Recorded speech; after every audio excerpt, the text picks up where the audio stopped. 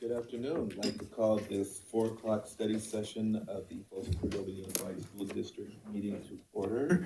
Rochelle, could you take roll, please? Ms. Lopez Petraka. Here. Ms. Luong. Ms. Larrett. Here. Ms. Lofthouse. Here. Mr. Reed. Here. Mr. Chalam-Churla. Here. Mr. Clark. Here. Please note for the record, Ms. Luong is absent. All right, thank you, ma'am.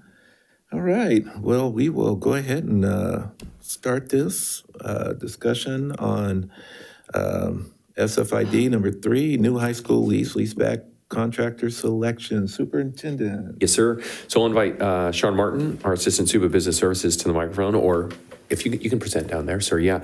As a reminder to the board, on June 5th, we had a conversation as it related to the pre-construction services, and the board had some questions about our process, and we've since met with the Facilities Committee a handful of times, and today we are doing a presentation as it relates to that.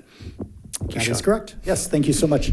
And so, yes, for the next hour, we get to talk all about contracting services and our process for selection. And so, as Superintendent Swanson shared, this is a follow-up to the June 5th meeting when the item for the lease-leaseback contract for the high school was brought forward to the board. As also Superintendent Swanson shared, we have had several meetings with the facility subcommittee with trustees Larrett and Reed with regards to our process. And so we reviewed the entire process. It was asked that we create this presentation to go over the entire process through, and actually the ratings that we used to select the contractor that we brought forward to the board, which was CORE. And so we're just going to walk through that entire process from start to finish for the team. And so we have the entire facilities team this evening with us, but majority of the conversation will be coming from Matt and myself. So again, because it's a study session, we're just going to do back and forth conversation, and you guys can stop us at any point. So the overview here, we're just going to go over the RFP process. So with regards to how we solicited out and the submissions that we received. And then we're going to go through the selection process. You can see there from the scoring and reference checks. With regards to skilled labor, we're going to speak a little bit more about that. And then also the subcontractor bidding process later on, which is further in the process, is actually not occurring at this time. And then any discussion that the board may have. So just to go over kind of a high level, because of the scope and the size of this project, we do have to follow contract code, and you can see that there. We post where it's all required, including our website. They have multiple trade journals that we post to, and then of course we communicate out with local contractors. One of the things I would like to share is with regards to the trade journals, when we submit to the trade journals, they then have distribution groups that then they send out to contractors, builders, developers. So there's blanketed coverage more or less through that process.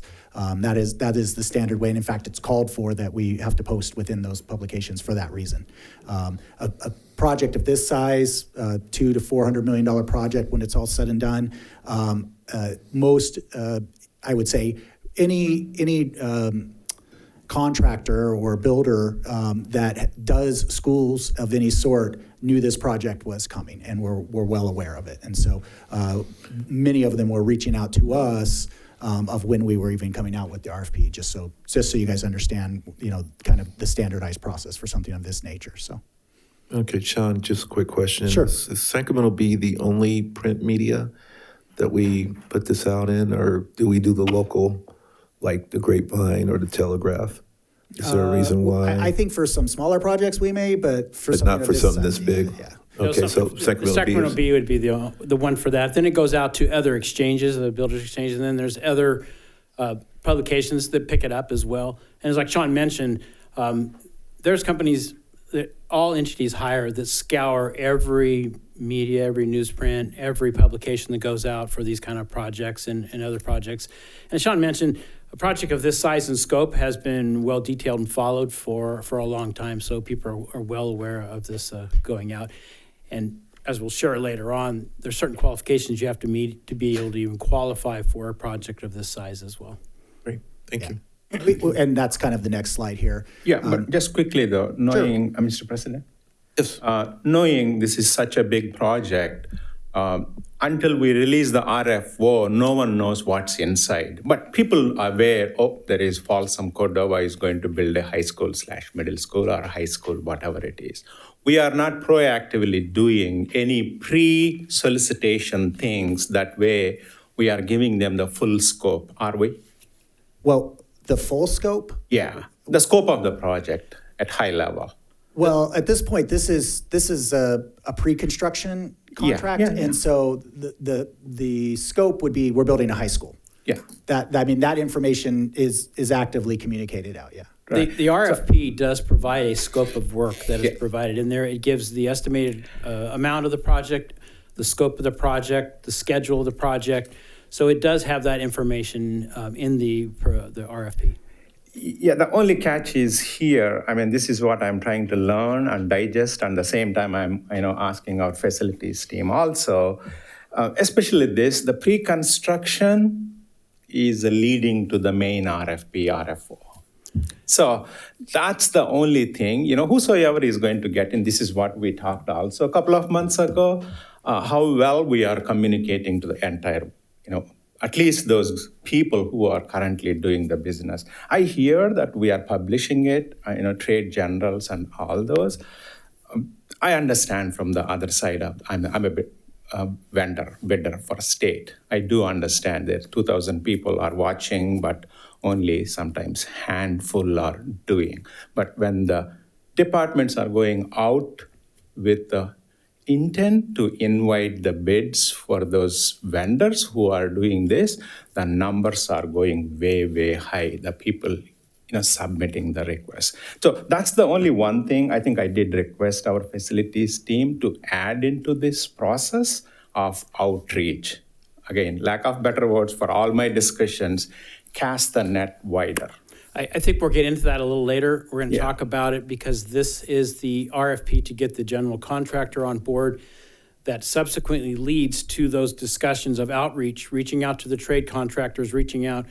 Because as this is the first part of it, is the pre-construction, it's building the contract, it's developing the VE, the constructability review, working with the architect in the district and the third-party VE firm to develop the project, to go through the project schedule, to look all the details, the buildability of the project itself and how cost efficient it can be done.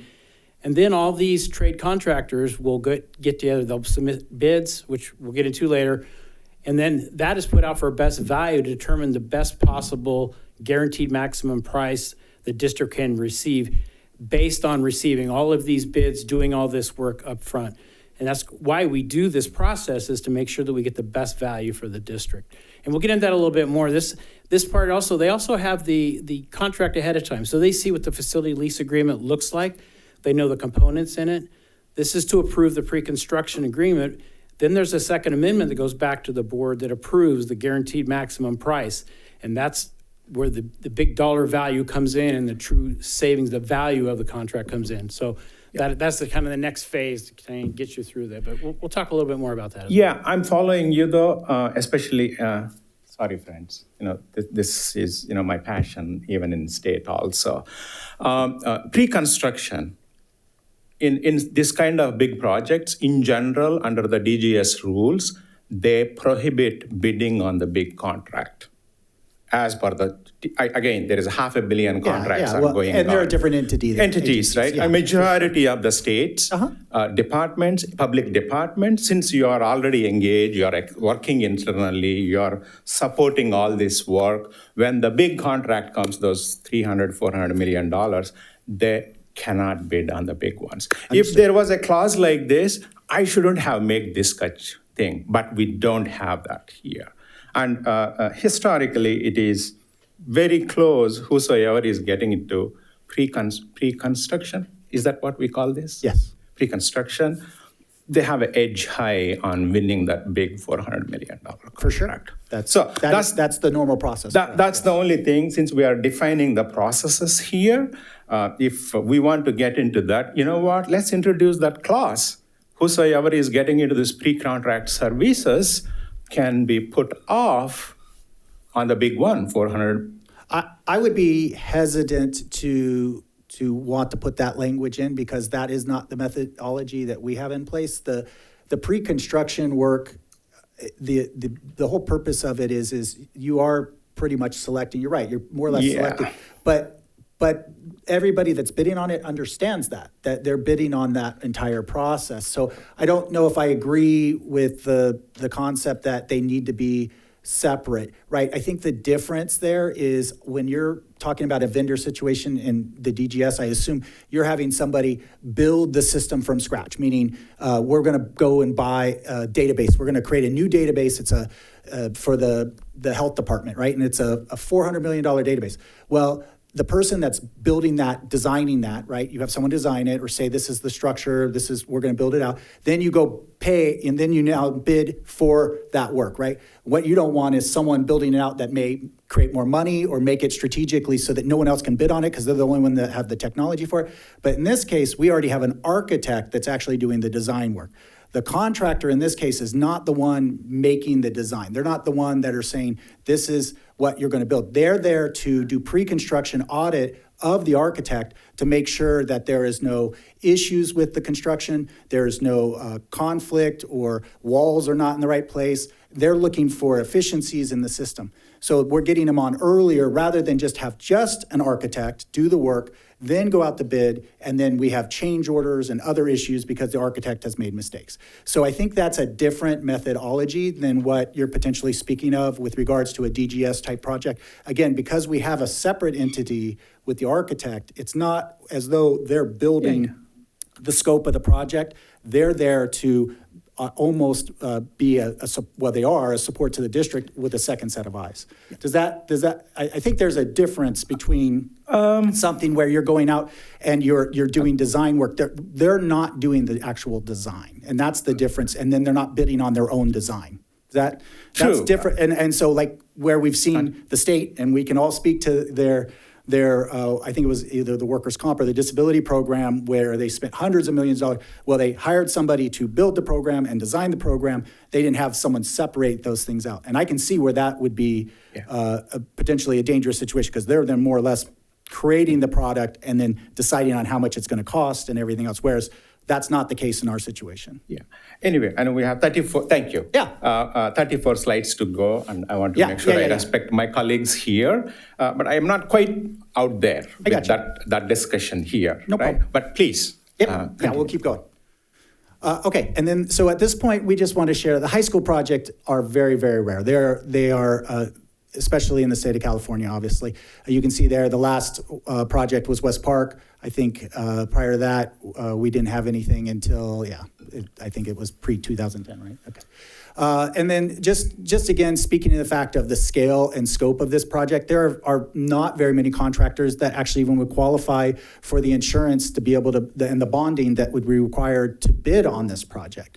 And so, in fact, we did have one contractor that combined with another one. And so they came together to be able to do the project and bid on the project. So, and you can see that we did get 6 submissions, and they were all considered responsive to meet the initial RFP requirements. And so here are the 6 firms. I think we've shared these names already with you guys before, but you are going to see their names over and over again in the fact that we're going to go through the evaluation process that was used with regards to the RFP. And so here's some information about each of the contractors. You can see some don't have high school experience. I think Otto was the only one that had no high school experience. On-site staff that had large-scale project, you can see there, 4 of the 6 had that. Large-scale experience just in general, all of them met those requirements. You can see their bonding capacity as well as their revenue as a company as well. So. One thing about the bonding capacity also goes to being able to do multiple projects. If somebody's able to just have just enough bonding capacity to do this project, then it really limits the scope on other projects they're able to concern. That's a concern to us too. We want to make sure somebody has enough capacity to be able to do that as well as multiple projects. And so at this point, I'm just going to have Matt walk through the selection process and just answer any questions as they went through that. Thank you. As Sean mentioned, we had 6 firms that were selected or that were submitted. They were all deemed generally qualified and skilled to construct a project based on the preliminary evaluation. The selection committee that evaluated was 7 evaluators, 5 district staff, 1 architect and 1 consultant. The committee evaluated both the written submission and subsequent interviews, all independently. The firms were then narrowed based on the evaluation, the written submission, to move on to a interview process. And then the best value score was an average of all 7 committee members' scores. So what we did is the RFP, we go through the RFP, we do initial evaluation. We determine the firms that meet the minimum qualifications and are best suited to determine a best value for the district moving forward for an interview. These 3 firms, here's some information as to why they did not continue to an interview. As you can see, all the way from limited information on technical expertise, project-specific plan, we'll get into more what that is. They lack maybe details on that. Project-specific plan goes into the schedule, the detail of the project, your logistics plan, how you approach the project, how you're going to conduct your constructability review of the plans, conduct value engineering studies. Those are all part of the logistics plan, project-specific plan, familiarity with the site, how you're going to attack grading, and just all kinds of different things. Some just did not provide the detail on how they were going to approach the project and how they were going to do that. Some don't have as much familiarity with high school projects. They just don't have as much experience doing high school projects. Those are determining factors that led us to the 3 contractors that we interviewed. As you can see here's the 3 contractors that moved on for interviewing. You can see a common thread here. Strength of key personnel. That was a key component to look at. The people assigned to the project, have they done high school projects? Are they experienced doing high school projects? What type of work have they done in the past on large scale type projects? Ability to perform their project. And then looking at past performance. Have you completed high schools? Have you completed schools of this size, projects of this size? Have you completed projects on schedule, on budget, performance on the project? So, and then the strength of the specific plan. All of these had good specific plans that they provided to the district. So then we have scoring criteria, it's a rubric that's provided in the RFP, and each contractor who responded had to respond to each of these, and the points are dictated on here. So as I mentioned, the strength of personnel, as you can see some of the criteria that was provided in there. They also had to list their contractor name, have they had any litigation history, any fines. They had to list the resumes of all of the project personnel assigned to the project and specific projects they had worked on, applicable to the project, and experience that's applicable to the project. And you can see at the bottom the scores, 85 Balfour, 86 Core, and 75 Roland. So this is something that was specific to the strength of the personnel dedicated to the project. This is technical expertise. This category talks about skilled and trained workforce requirements, how they're able to meet those requirements. Building information modeling, how they do their technical work. They go in and do building modeling. They'll do clash detection, determine, are ducts interfering with any of the other conduits or any layouts or anything like that. What experience do you have in providing the software programs, schedule control? These are the kind of things that help for the pre-construction, because pre-construction is super important. If you have a good plan moving into the project, you perform your pre-construction activities, you can construct the project much more cost efficient. You have your schedules built into place, and all of your pre-construction activities are completed. As you can see on this core was the highest score in this category as well. Past performance, this was a big one. As you can see, it's 100 points. This is where you list all of the projects, and we list specifically what comprehensive high school project has the firm's key personnel assigned to the project completed. Have they completed on date? What was their final completion date? Did they have unused contingency dollars that returned to the owner? Were they efficient in the project? making sure that you return money, that you didn't have excessive change orders, timely completion of the project. All these kind of things were looked at, and they had to provide multiple projects that they had experience on, similar projects applicable to what our project was. And as you can see, CORE also scored higher in this category. Quickly, Matt, on the remaining three whom we are not using for scoring purpose, they do not have the past projects experience at all? No, they had past project experience, but they didn't go to this is just the firms that were interviewed. So we provide the score. We have scoring for everybody. There's a score for everybody, and it was provided for each of the firms. Yeah. These were the three higher performings. These are the ones who went on to the interview. So we just highlighted these three firms since they moved on to the interview category and were deemed the most qualified for this project. Yeah. In my mind, can this be the mandatory qualification even to get into the interview? If they don't have a previous high school building experience, they shouldn't be even interviewing. And that's why some of the criteria that we looked at, have they completed a high school, if they haven't completed a high school, or if they haven't had staff assigned to the project complete a high school, that's one of the reasons why they would not have moved on to an interview. So they have, these firms had were the most qualified based on the criteria to move forward to the interview. Got it, thank you. Mm-hmm. So just to confirm, so someone like auto construction that did not have a high school in their past, builds didn't move on to this. They may have, but they may have had one high school, or they may have had a person who worked on a high school project or something like that. Whereas some of these firms had multiple high schools completed, multiple staff who have completed high schools on multiple projects. So it may be they have done something, but to the level of somebody who has multiple years of experience completing projects on multiple projects that are applicable to what we're doing. Yep, makes sense. Yeah, just to give you, CORE completed 5 and Balfour completed 4. Probably they have a little less. I'm just thinking, how many they listed, because that's what our first bullet is on the left side, top corner, list all the projects. It could come down to the project because we look within that, there's a project superintendent, there's a project manager, there's a project engineer. The staff assigned to that project may have multiple projects, high school projects that they have completed as well. So say CORE completed 5 high schools, they may have staff underneath that have had 20 high school years of experience, 20 high school projects. Mm-hmm. So there's multiple layers to this that we have to look at. For a high school project, there's a lot of staff assigned to that. You're going to have project managers, you're going to have project superintendents, assistant superintendents, engineers, there's quality control managers, all those people. We want to make sure the staff assigned to that project has had high school experience, as well as the company themselves having completed a high school. So there's multiple layers to this. Okay.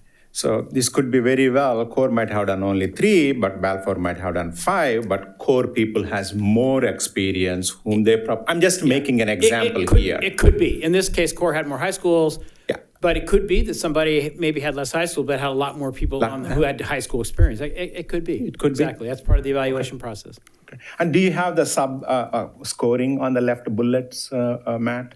1, 2, 3, 6, 7. Do you have first one, okay, out of 100, split 100 into, is that how you guys evaluated?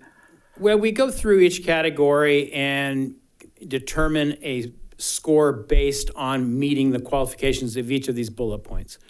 So it's not, each bullet point doesn't have a specific score. This category has a general score. Thank you. And it's applied accurately or evenly to each of the contractors. Okay. So, and then part of one of the things we met with the facility committee was doing reference checks and past performance and checking on the contractors who we move forward. And I personally called all the representatives of the projects that are checked here for each one of those to make sure that these contractors have completed these projects. Did they complete them on time? How were their pre-construction activities? How was their management of the project? Did they meet budgets? What was the quality construction? What is the follow-up, warranty issues, things like that? And generally, they all got high marks. Always you're going to find somebody, you know, there's certain team maybe didn't quite mesh as well as another team, but for the most part, every one of these had really good marks, and Accor especially had very high marks. Balfour Beatty had good marks, and Roebling as well. You know, each one of those, there's a few little things here and there, but for the most part, they were all constructed very well. Another factor we look at is local experience. This places a weight on past lease-leaseback experience and other local work within the district and the Sacramento region.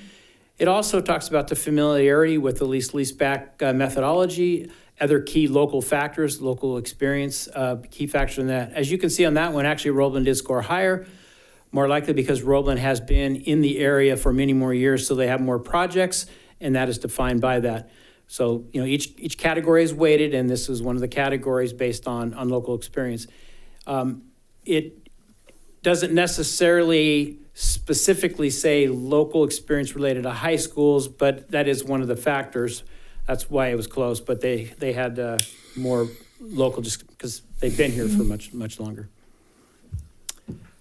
Another we look at is safety. We look at their experience modification rate. They have to provide that for the last 3 years. Basically, that's what's reported for their, it sets our workers' comp rates. So we make sure that the firms have a good safety record, track record. So we look at their safety plans. There's a whole section on that, and there's a score attached to that. And as you can see, Core scored highest on that based on EMR rankings and other safety information that was provided. A price proposal, this price proposal, you understand, this one is just for the fee of them to construct the project and the general conditions costs, which is the general conditions costs are basically the staff and resources necessary to provide for the building of the school. You know, what is it going to take as far as the staff to build it? You know, your staffing costs, your contract, your superintendent, project manager, those kind of costs are put in that. So we ask them to provide that cost. This isn't what the guaranteed maximum price would be for the project. That would come later after all of trade contractors and subcontractor bids come in. So this is a small percentage of the overall project that we have asked for a cost. This helps determine how much a cost would be based on how many millions of dollars a project would be. And we had a formula applied in, and as you can see, it was pretty even as far as this component between all three contractors. Project-specific plan, I kind of covered this a little bit earlier. This is the firm's approach, how they're going to build the project, how they approach it, how they develop the schedule. They guarantee us that this project can be built according to the schedules provided. They actually list a detailed schedule to us. They go through their value engineering, how they're planning to look at some cost efficiencies in the project. There's any other issues. They might look and say, we anticipate some supply chain issues. This is where we talk about tariffs. They might have done work on the site ahead of time and say, we anticipate some issues with underground utilities, working with local utility companies and being upfront on that. Talk about early procurement. There's a lot of factors that go into determining scoring into this category. As you can see on this one, Core had the highest plan and approach for the project. The last scoring category is the financial capability. This is the one we kind of talked about earlier, their ability to be able to finance the project, their bonding capacity based on the size of the firm. This one, a lot of it typically, if you're a larger firm, you're going to have a larger bonding capacity, and the scores typically reflect that.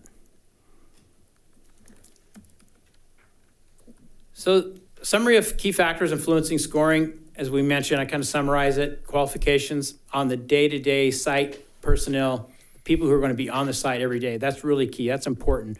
Who's going to be on that site? Who's experienced to build it? Have they built this before?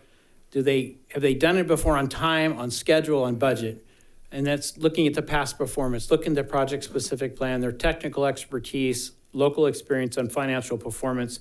Those factors were all put together to determine the final scoring, and that's what you see here. We have all the categories, we have all the scoring, and best value score was determined to be Core. That was determined by all of the people who did the interviewing of all the firms. So all 7 individual committees came together, and this was the score as determined by the committee. Any further questions on that before we go on to talk a little bit about skilled labor? All right, we'll just keep on rolling through. And so this is the actual government code that speaks to the skilled labor requirements. One of the things we spoke to was the fact that all of the contractors would be required to follow this law and that they would have to have the skilled labor requirements. The next couple slides are just the actual language with regards to what is skilled labor. Again, all of the contractors completed the documents ensuring that they would use skilled labor as required. I know that we had representatives from the labor organizations sharing that they had concerns about that. The concern was that the contractor corps at that time had not been a signatory to the trade organization, more or less, and I can't speak to the very specifics of those relationships or not. I will share that is now they are signatories. Carpenters and laborers. Both carpenter and to labor Carpenters union. and labor. But even if they were not, I would share that on the projects that they did when it came to their subcontractors, over 90% of the subcontractors were union organizations, right? They have to meet the labor code requirements regardless if they're a signatory or not. And so just something to keep in mind in that process. I know, when we had the orange vests here, they were speaking as though they would not have that skilled labor requirement, but they would have. So that's just a quick summary, but I think that is a moot point at this point at this time. So that's just more about that. So we're just going to kind of blow through all of this because the skilled labor I think was a big concern, but I think it's not at this point. So do you want to talk about subcontractor work? Sure.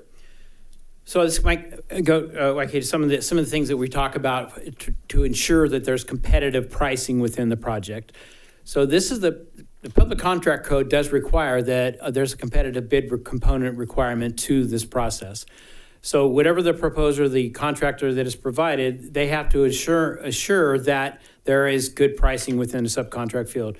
So they will send out the notice and publication to subcontractors as required. Establish the criteria and the standards are required. MEP, the mechanical, electrical, plumbing subcontractors must be pre-qualified. That's by code. We must award subcontractors based on the best value or lowest responsible bidder.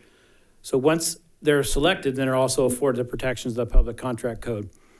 So once they're selected, the pre-construction services are completed, subcontractors are selected, the lease-leaseback provided in their district, then a final price is provided and it'll be approved by the board. So that final price still has to be approved by the board, the final guaranteed maximum price after all subcontractors have been bid, vetted out, and a best value provided.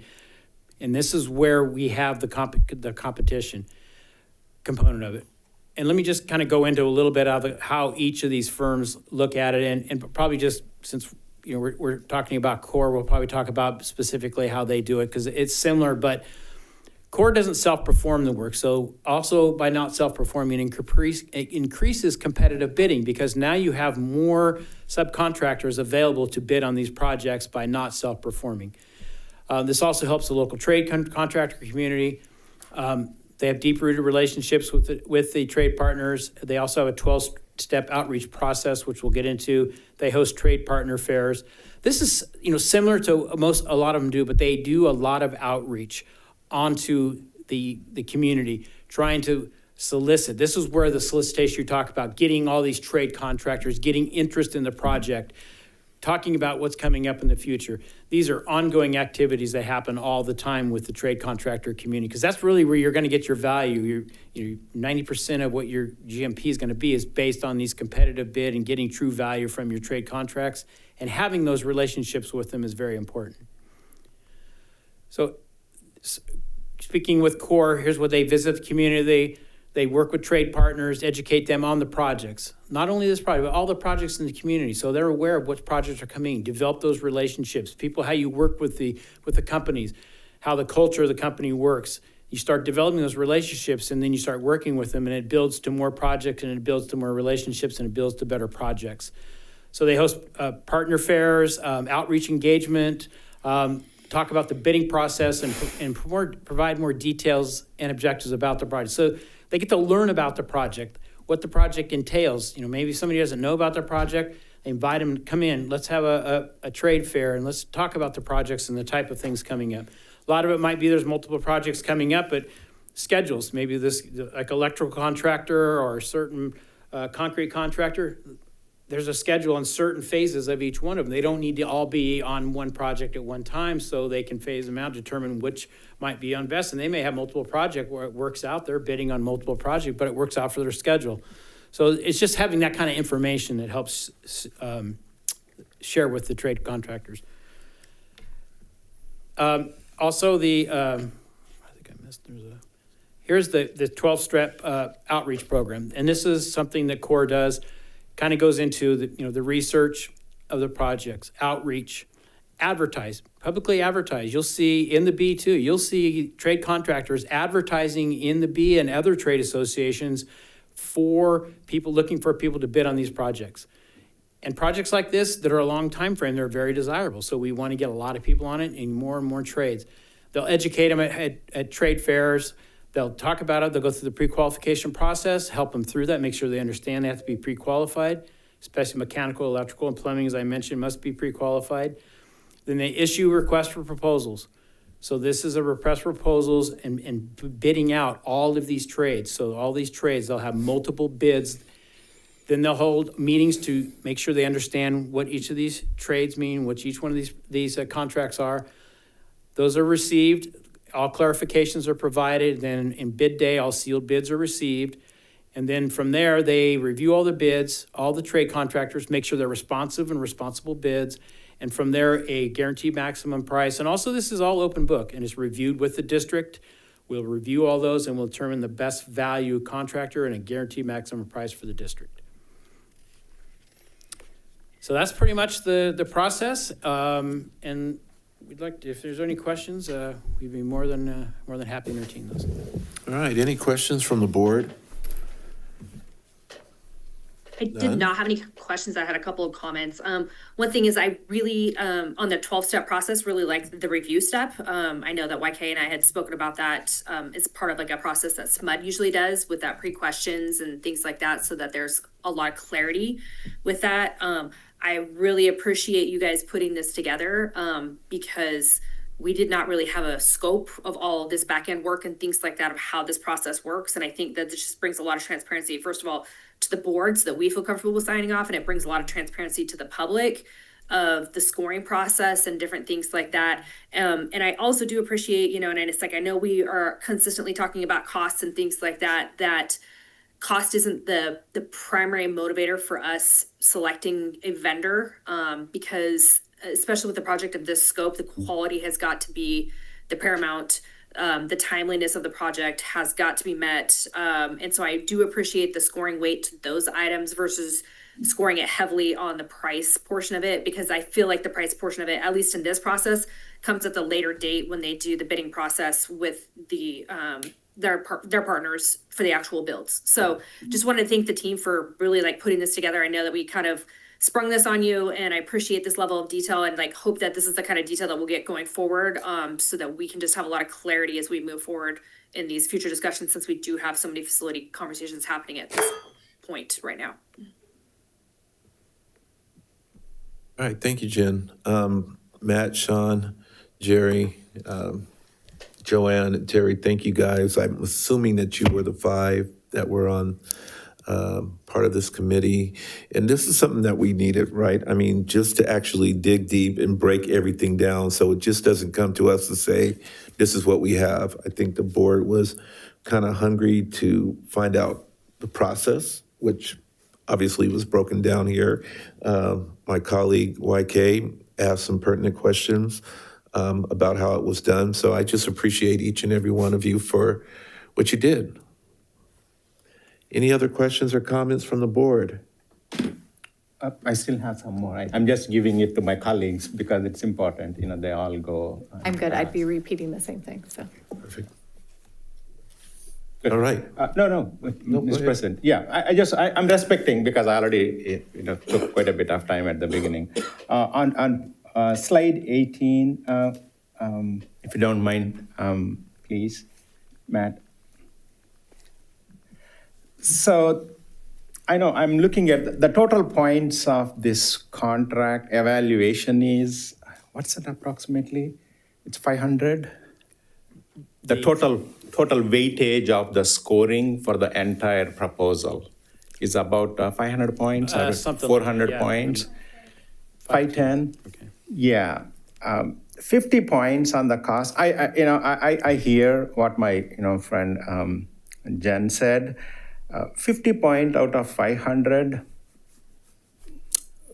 we need to beep up. Again, I'm just putting it, this is a process thing. We are talking after the facts here. Yes, I agree on the quality and the people, and no doubt about it. And especially, some vendors, they come lowballing and come after change orders, for understand totally. I mean, that's where the vetted process is. That's my, quick question and feedback as well on this thing. Can I respond to as that? is, just for 10% of the total bid value. I understand. Yes. One of the reasons why the scoring point is a little less on this one is because this is just for the fee and the general conditions cost, which is a minor component. If we have competitive lease-leaseback projects that we do where we ask for a GMP. On those, the scoring is much higher because it is a higher component of it. So there's two different components of a lease-leaseback process.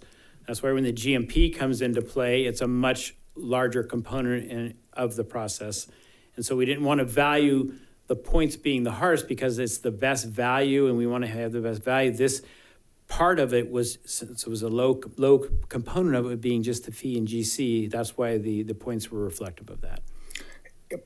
My Just for your statement is, in general. Yeah, okay. This is my opportunity to talk about this procurement process, and I do have some questions to my colleagues on the. I know David mentioned a couple of meetings ago those 10 points for the process for improvements. I was nodding my head, all along. If you can replay the video of that meeting.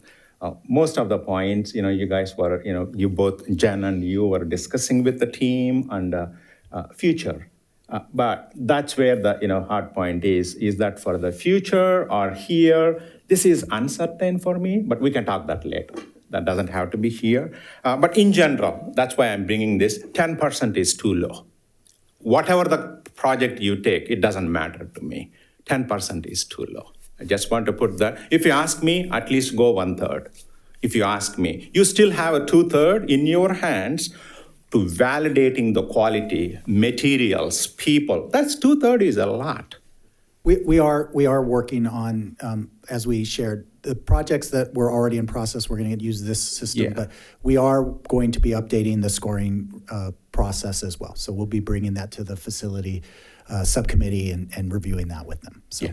Thank you. you're welcome. Thank you. And I know I'm fully not there to understand on the other one, page 30, subcontractor costs. It is going to come down the road, not right now.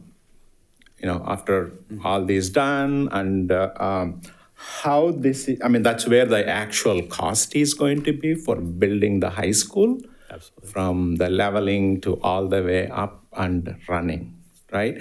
And is that after we pick the prime vendor and he goes for sub? If you can explain a little bit. So during the whole process, the contractor will be going through the pre-construction process as we're developing the plan. So the architect is developing the plans. They do their schematic design, they do their design development, then they do their construction documents. After construction documents are complete, it goes to the Division of State Architect for approval. Throughout that process, we're working collaboratively on how best to build the project, how we look at the plans, telling the architect how they could perhaps provide a better material, or different materials that are more cost efficient, how they could build it better, maybe mechanical systems, how some of the structural systems could be provided. And then we'll go through some value engineering options and determine, okay, how, maybe we need to reduce the cost by $17 million. Let's go through a VE exercise, and they'll go through and say, here are 30 items that you can do to reduce the cost. Some of them might be painful items, some might be easy items. We'll go through that exercise. Once we have a full set of complete plans approved, the contractor will then go out to the subcontractor community and solicit bids for all of the trades. For high school, there's going to be a bunch of trades. There could be 30, 40 bids coming in because you're going to get your concrete, you're going to get all your site electrical, and then there's sub bids coming in for low voltage. So there's a lot of bids that come in. They will then vet all those sealed bids come in, determine the best value based on all of these competitive bids, and they will submit to the district a guaranteed maximum price. At that time, the district then has to approve it by amendment in the facility lease contract. It has to go back to the board to approve that guaranteed maximum price. If the board doesn't accept it, then we go back out or we do something different. But at that point, that is the process.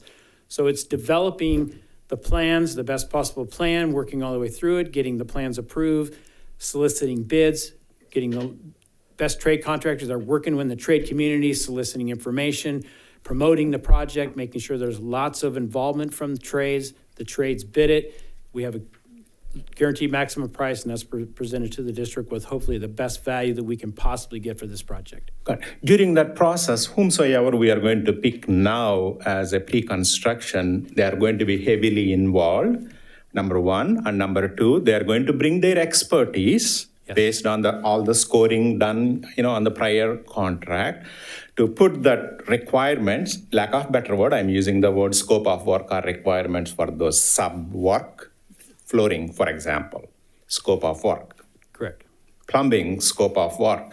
And that's where we take the inputs from the vendor from this contract? Yes, they are experts at getting subcontractors, working with subcontractors, explaining the work to subcontractors, making sure the scopes are identified.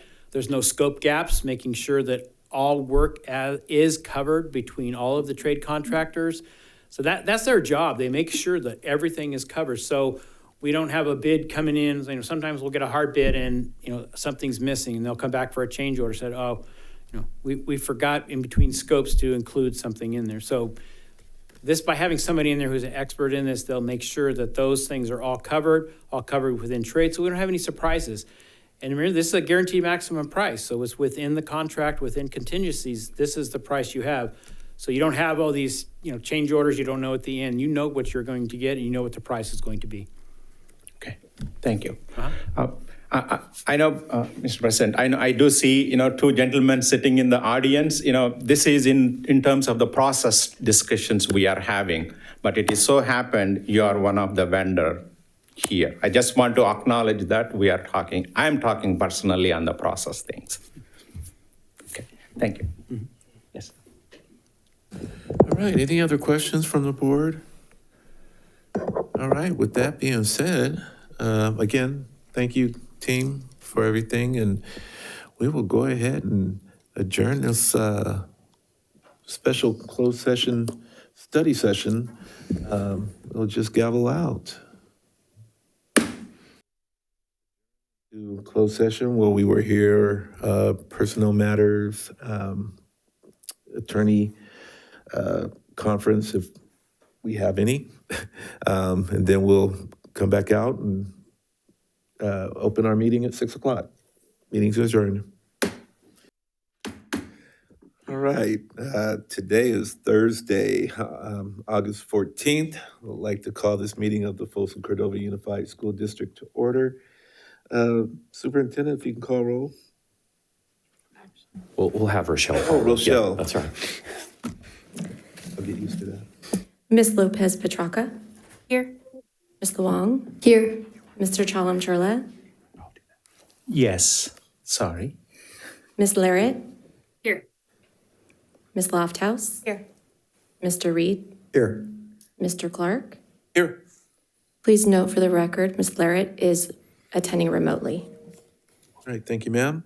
With that, we'll start with our land acknowledgement.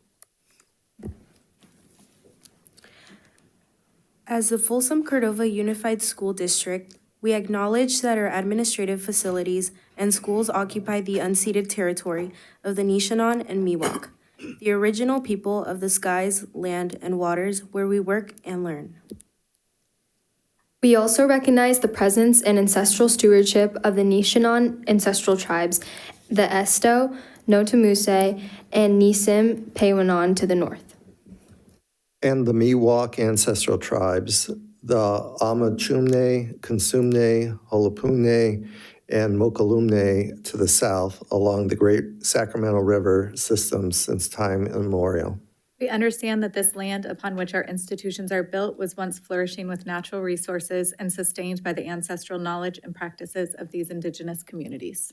We acknowledge the injustices of colonialism and attempted genocide that have impacted these communities and recognize the resilience of their descendants who continue to thrive today. In our daily endeavors of teaching, learning, leadership, and community engagement, we commit to supporting, respecting, and honoring their culture, traditions, and life ways. We pledge to work together for the evolving vision of the Miwok and Nishanan, especially all future generations. All right, thank you. With that, we will lead with the pledge.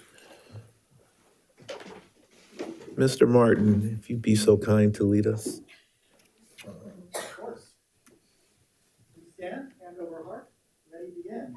I pledge allegiance To the flag of the United States of America and to the republic for which it stands, one nation, under God, indivisible, with liberty and justice for all. Thank you, sir. I appreciate that. All right. A broadcast statement recording is being made at the direction of the board, and the broadcast may capture images and sounds of those attending the meeting. Tonight's meeting is being live streamed on the district's YouTube channel.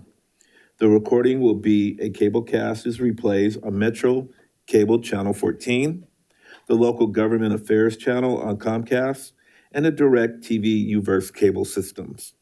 The recording will also be closed captioned and video streamed at metro14live.saccounty.gov. The Folsom Cordova Unified School District Board Policy 1313 promotes mutual respect, civility, orderly conduct among employees, parents, and the public. We will treat staff, parents, and members of the public with respect and ask the same in return. If any member of the public uses obscenities or communicates in a demanding, loud, insulting, and/or demeaning manner, the board will calmly and politely admonish the person to communicate civilly.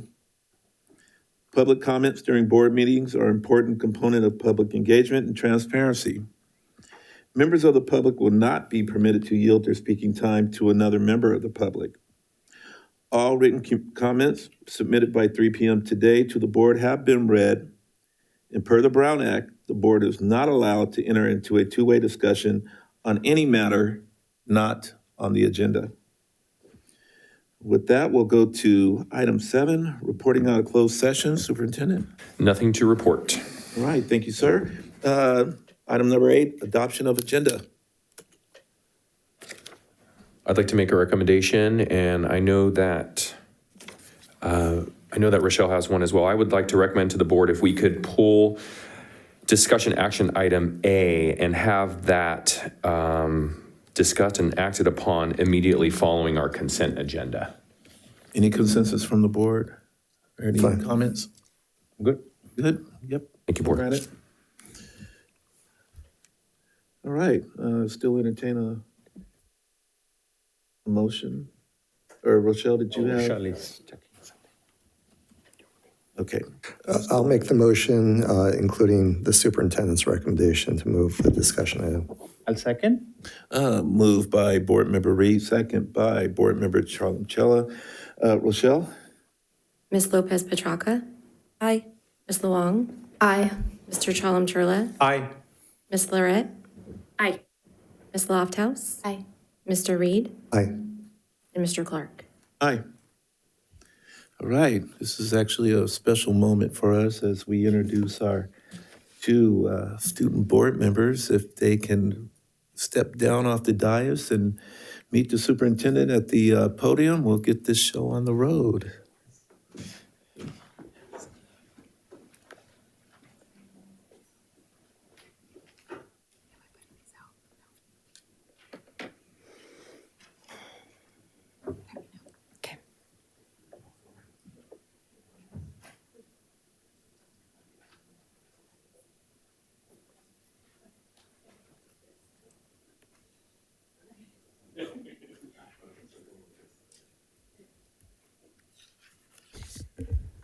All right, really excited. We got new faces on the dais, not only Rochelle's, but we have our two new student board members here, Eveline and Addie.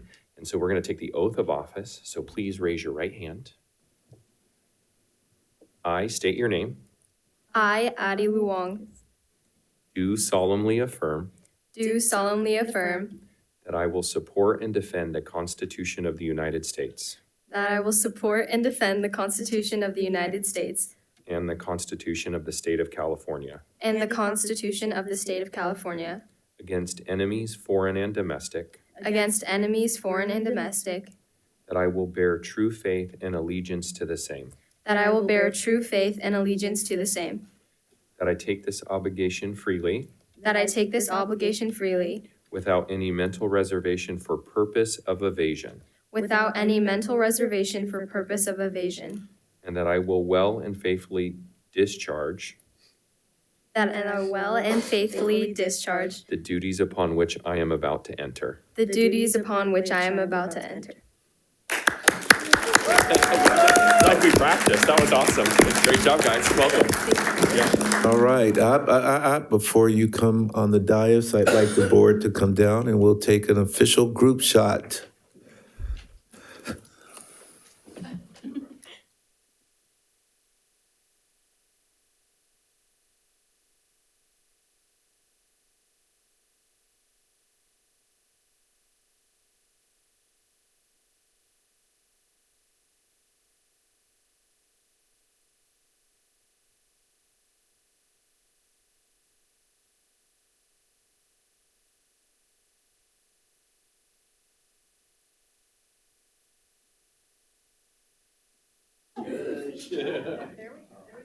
And then for anybody who wants to take a picture, they are not going to move until I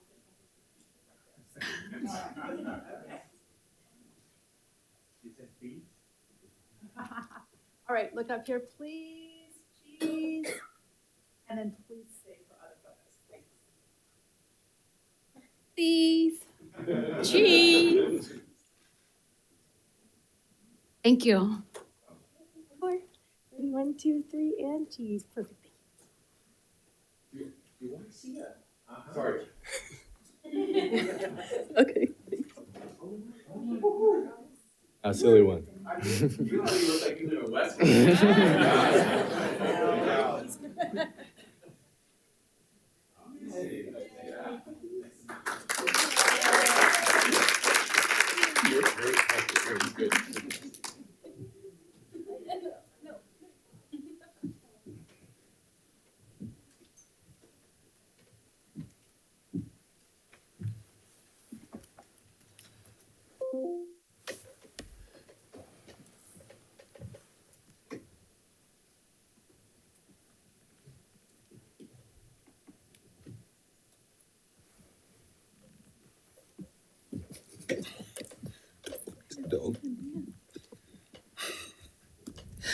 All right. Well, there's no presentations. We will move on to item 10, agenda consent.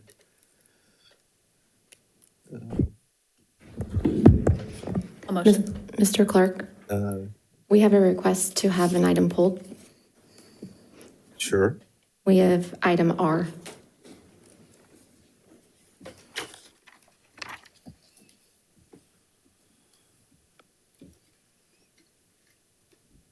Okay, item R, approve revised board bylaws, BB 9240.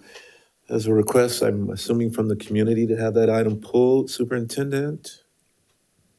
Yes, sir, it is from the community. All right.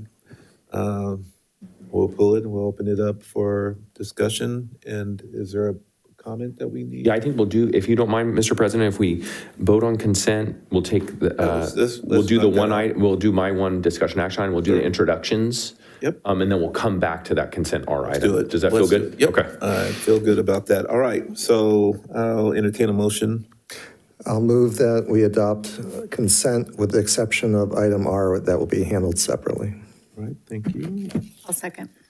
All right, moved by Board Member Reed, second by Board Member Lofthouse. Rochelle? Ms. Lopez Petracca? Aye. Ms. Luong? Aye. Mr. Chalem-Churla? Aye. Ms. Larrett? Aye. Ms. Lofthouse? Aye. Mr. Reed? Aye. Mr. Clark? Aye. Motion passed 5-0.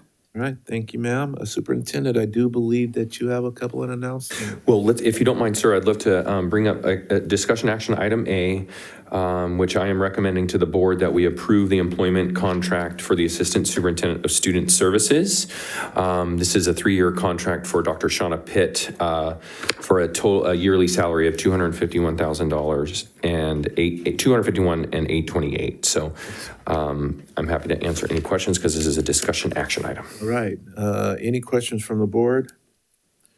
We'll take it out to the public. None online? I'll bring it back to the board. Any additional questions and or motion? I'll move. I'll second. Moved by Board Member Lofthouse, second by Board Member Reed. Rochelle? Ms. Lopez Petracca? Aye. Ms. Long? Aye. Mr. Chalem-Churla? Aye. Ms. Larrett? Aye. Ms. Lofthouse? Aye. Mr. Reed? Aye. Mr. Clark? Aye. Motion carries 5-0. Thank you, ma'am. And Superintendent? All right, with the adoption of the consent agenda and item A from discussion action, we are going to welcome some new teammates and some past teammates that have been promoted into new roles. So I would love to invite Sydney Volstek up to the microphone. We're pleased to announce Sydney as the Expanded Learning Program Supervisor for the 25-26 school year. Sydney brings a wealth of experience in public and nonprofit education and leadership, along with a dynamic blend of passion, commitment, and a vision for student success. Over the past 9 years, she has held a variety of educational roles, most recently providing speech therapy services and directing specialized camp programming at Growing Healthy Seasons Therapy Services. She brings a strong and relevant skill set that aligns with the needs of the FCUSD community. Quote, I am honored and excited to join the Expanded Learning Programs team, says Sydney. I look forward to making meaningful impacts with students, staff, and the FCUSD community as a whole. Ms. Volstek holds a Bachelor of Science in Communication Sciences and Disorders from the University of Wisconsin, and I don't know how to say EAU, Claire. Oh, Claire, thank you. A speech language pathology assistant certificate program for American River College and a professional certificate in assistive technology from Cal State University Northridge. Her academic accomplishments reflect a dedication to lifelong learning and continued professional development. Please join us in welcoming Ms. Volstek to Team FCUSD as we embark on a journey of growth and achievement under her leadership.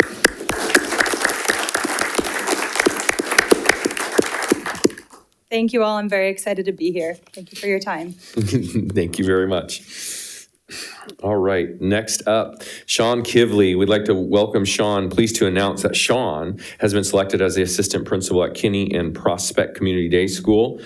Ms. Kivley brings nearly 30 years of experience in education with a strong background in teaching and learning schools that serve diverse student populations. Her career spans both elementary and middle school classrooms, as well as multiple site leadership roles. She began her journey with Folsom, Cordova in 2001 as a third grade teacher at Cordova Meadows Elementary School. Since then, she has taught at W.E. Mitchell Middle School and served as the intervention teacher at Natoma Station Elementary and Peter J. Shields Elementary. Most recently, she led mathematics instruction across TK to high school. In 2002, Ms. Kivley stepped into the role of interim principal at Peter J. Shields Elementary and has also served as an administrative designee, further demonstrating her commitment to leadership and service. Known for her warm personality, welcoming smile, and ability to build meaningful connections with students, families, and staff, Ms. Kivley embodies a spirit of reflection and optimism. She lives by the belief that gratitude is a practice that shifts your focus from what your life lacks to the abundance that is already present. A quote by Brene Brown that guides her approach to education leadership. Ms. Kivley holds a Bachelor of Arts in Liberal Studies from CSU Fresno and a Master's of Science in Educational Leadership from National University. She is excited to join the Kinney Prospect community and looks forward to supporting its students and staff. Hi. Thank you so much for this opportunity. I'm very grateful to have this opportunity and can't wait to build the capacity in our alt ed sites with the reimagining piece. So I'm very grateful for that and loving it. So thank you so much. Thank you, Sean.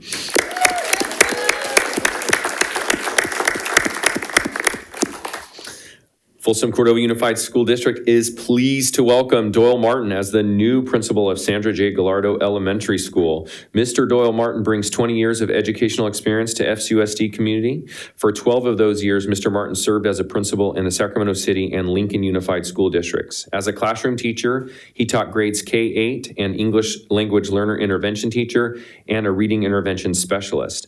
Mr. Martin grounds his leadership in building relationships. His philosophy is that in a great school, every child is seen, known, and supported, not just by one teacher, but by the entire community of caring adults. A quote you will see posted on his wall from Simon Sinek: "A team is not a group of people who work together. A team is a group of people who trust each other." Mr. Martin has a Bachelor of Arts in Journalism from San Diego State University, where he was also born and raised. He has his Master of Arts from National University in Educational Leadership. Currently, Mr. Martin is enrolled in University of Pacific, finishing up his doctorate of education, where his dissertation topic is imposter syndrome and adolescence. Mr. Martin, his wife Carolyn, and their 5 kids, only one of which has permission to be here tonight. Okay, and 2 dogs live in Sacramento. Please join us in welcoming Mr. Martin to the FCUSD family and Sandra J. Gallardo Elementary School. Thank you, Superintendent Swanson, Board President Clark, and distinguished board. I appreciate this opportunity. I'm rushing out of here because I have back to school night that started at 6 o'clock. Yeah. So that's why I'm leaving. Gallardo, I want to by the try way, and catch Gallardo, yeah. the first, second, and third graders the last end of back to school night. So that's why you're not going to see me sit down. I'm going to get out of here and head to back to school night and kiss some babies, shake some hands, and say hello. So thank you, and I really appreciate it. And I'm beyond ecstatic, and I can't leave without thanking my wife, Carolyn, and my daughter, Emily May, for being here with me. So thank you. Thank you, sir.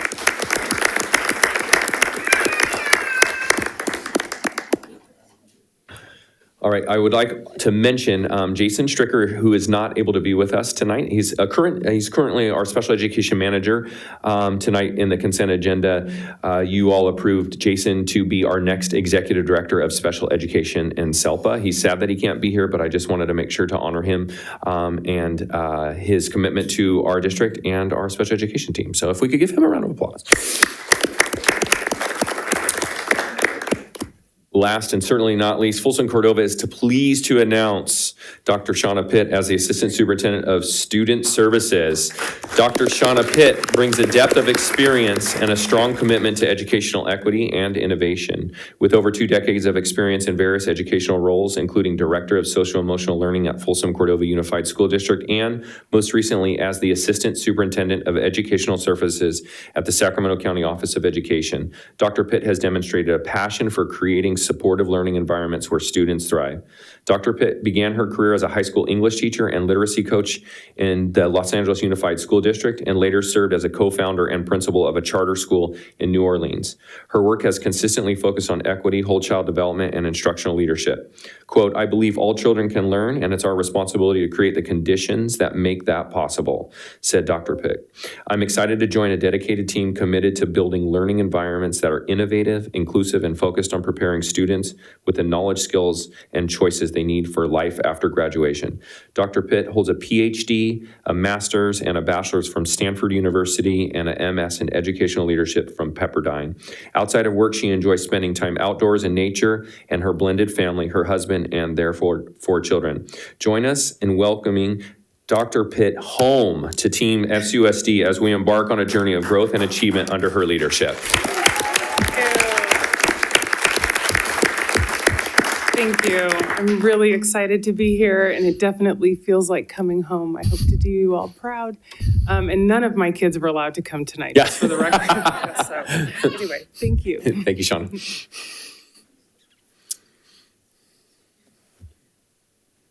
All right. We good? Yeah, we just have the one item from consent.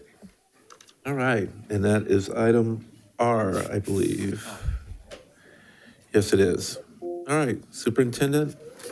Yeah, item R was approving two bylaws, one on board training, which is aligned to our ethics training and the conflict of interest. And I believe we have a public comment. Yes, we have Earl Smith.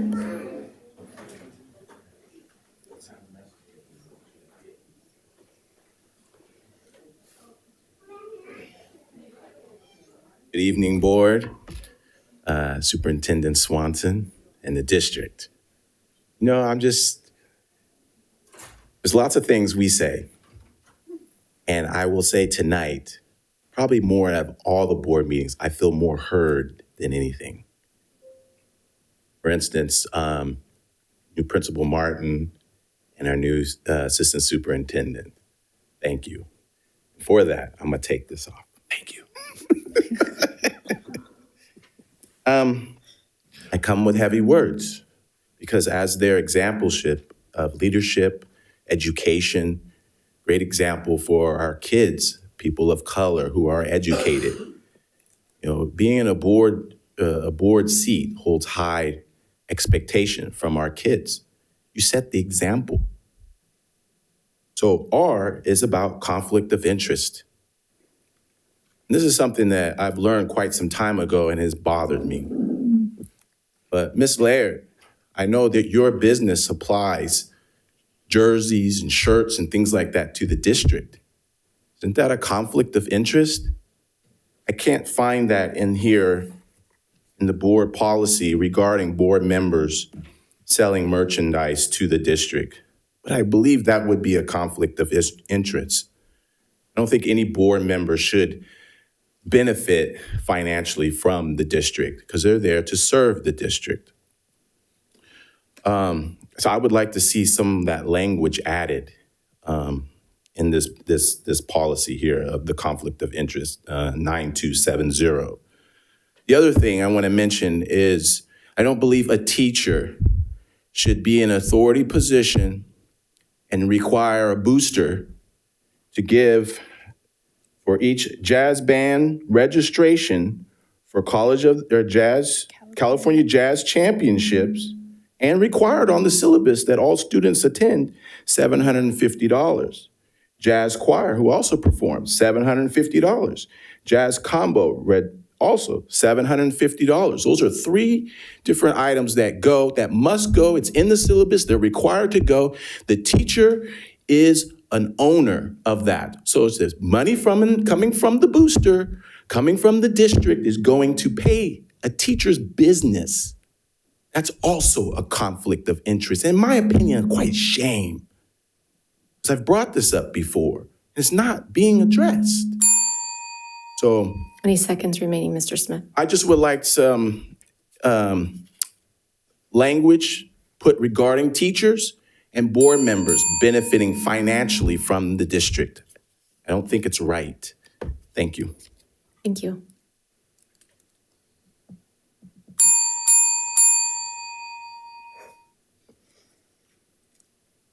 What a pleasant sound No, right? compared to the old sound. Relaxing.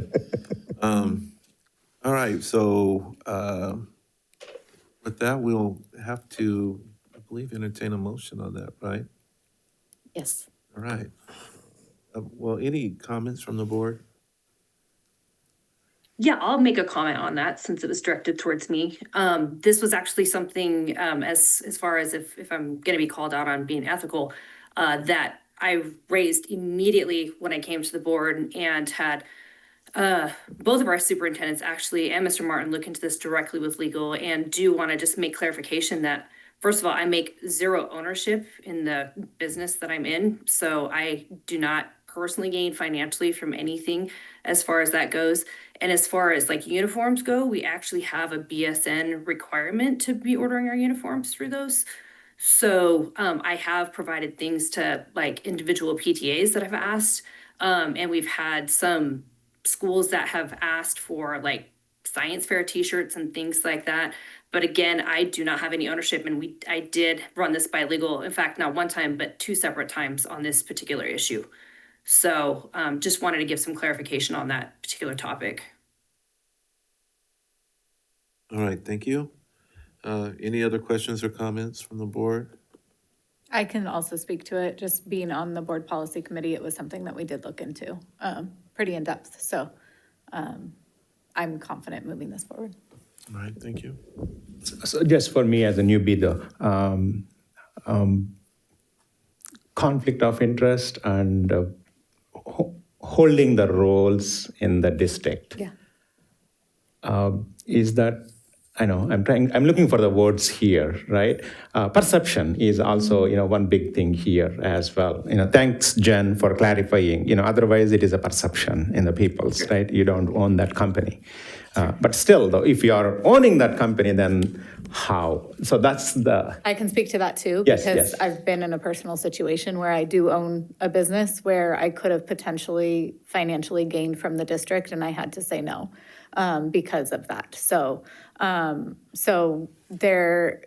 because I am the owner of that business. So we cannot, as board members, financially gain from the district in any way. So we do have the policies, tightened, even though it is not in this specific paragraph here. Okay, I want to make sure, we want to be sensitive and, public is listening and everybody is listening if we are not in that business here. Okay, thank you. All right, with that being said, I'll go ahead and entertain a motion for item R. I'll move. I'll second. Moved by Board Member Lofthouse, second by Board Member Charlam-Chella. Rochelle? Ms. Lopez Petracca? Aye. Ms. Long? Aye. Mr. Chalem-Churla? Aye. Ms. Larrett? Aye. Ms. Lofthouse? Aye. Mr. Reed? Aye. Mr. Clark? Aye. Motion carries 5-0. Thank you, ma'am. All right, item 11, public comment. Time will be given to speakers at the discretion of the board chairperson. The law allows the public to address the board on any matter not on the agenda, but the law prohibits action by the board on non-agenda items. With that being said, public comments? Yes, we have two. First is Faith Smith, followed by Earl Smith.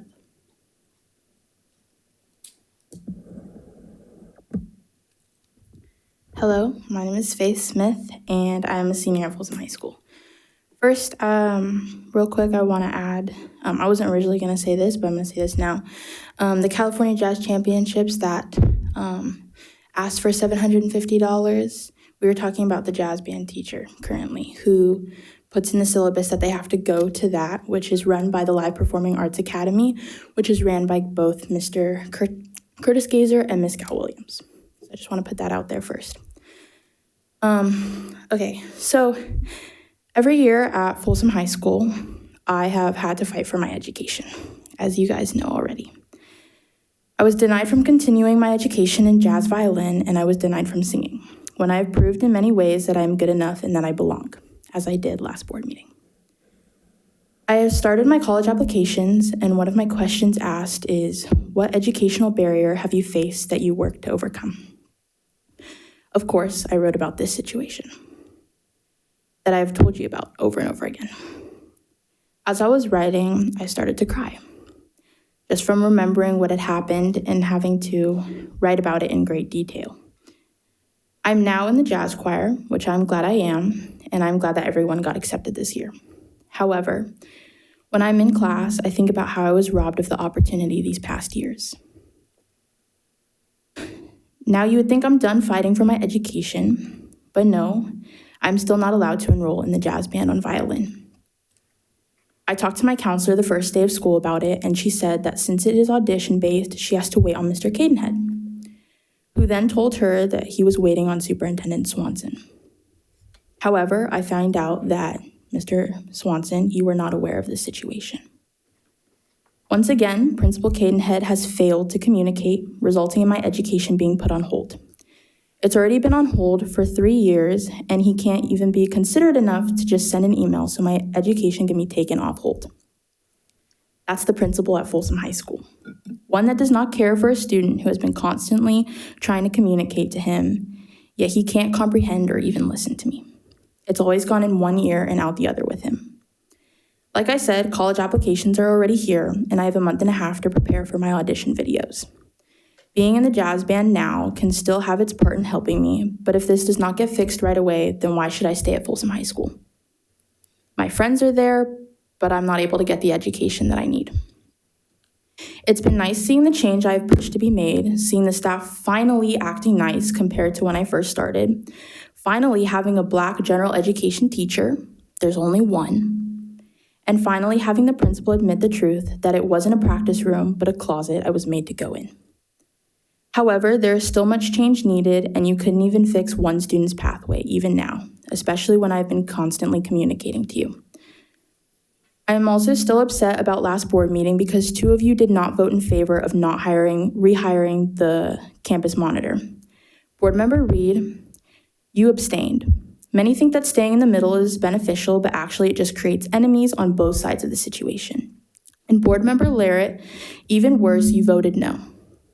As a woman, I would think that you would side with those who were sexually assaulted. Many don't realize that most crimes have excuses. Murder can be self-defense, stealing can be due to lack of money and high need, while sexual assault is a conscious decision with absolutely no reasonable excuse. 20 seconds remaining.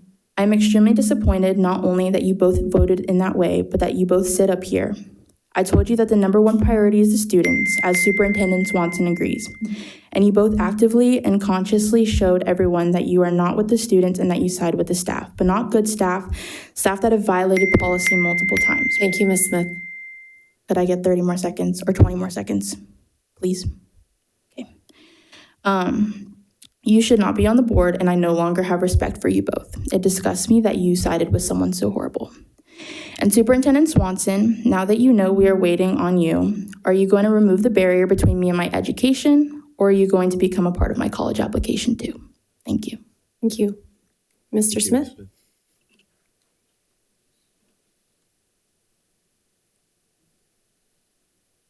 Good evening, Board, Mr. Swanson and the district. I don't even know what to say. But I know now that the board is responsible. I sent that email, my friend Evan is in there. So now you see. I'm not a person of talk. I've spent a year talking, but that's really out of my character. I'm a person of action. I let my actions do the talking. But you can't be a district that says we support students, we support education, and sit there and ignore. I've provided a lot of information on the matter and the legal ground that provides a pathway based on the law that faith should not be denied for violin. It's not a teacher's preference of what student sits in their class. We're going back to the South, the old ways. Are we?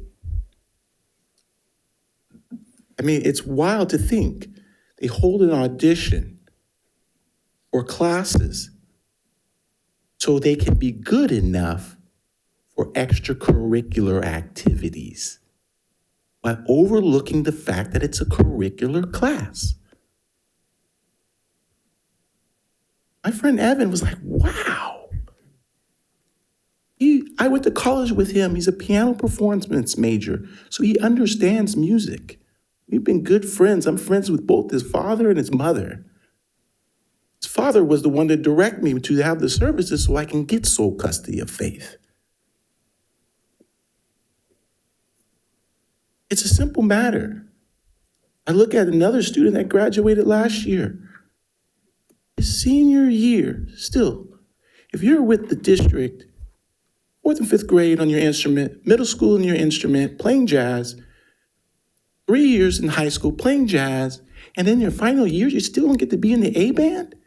Is that the student who's not at the skill level or the teacher who fails to teach?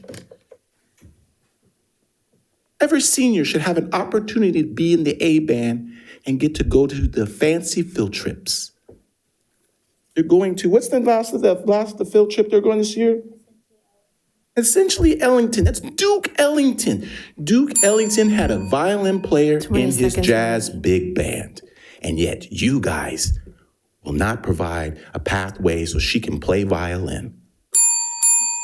She has had some great opportunities this summer, but I don't want to share because I'm afraid of retaliation, that someone may call one of the top colleges and try to spread some dirt Thank you, Mr. on Smith. Faith and end that opportunity.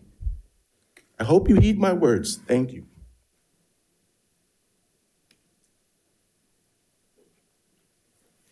All right, thank you. Any online? All right, thank you.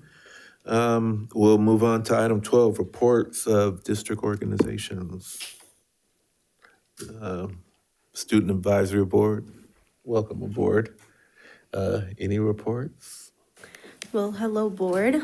So for SAB in July, we held our SAB retreat. We had about 30 members attend.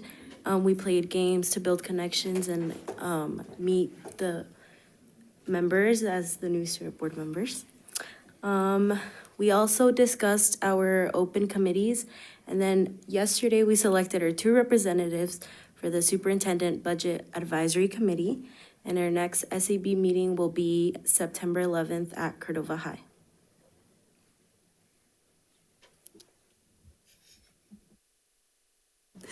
I don't have that much to add to that, but yeah, we selected one student advisory board member from Folsom from Vista to represent Folsom, and then the student from Cordova is from Cordova High, and they'll be sitting on the SBAC meetings with Mr. Roon and everyone else and give student input, so that's really exciting.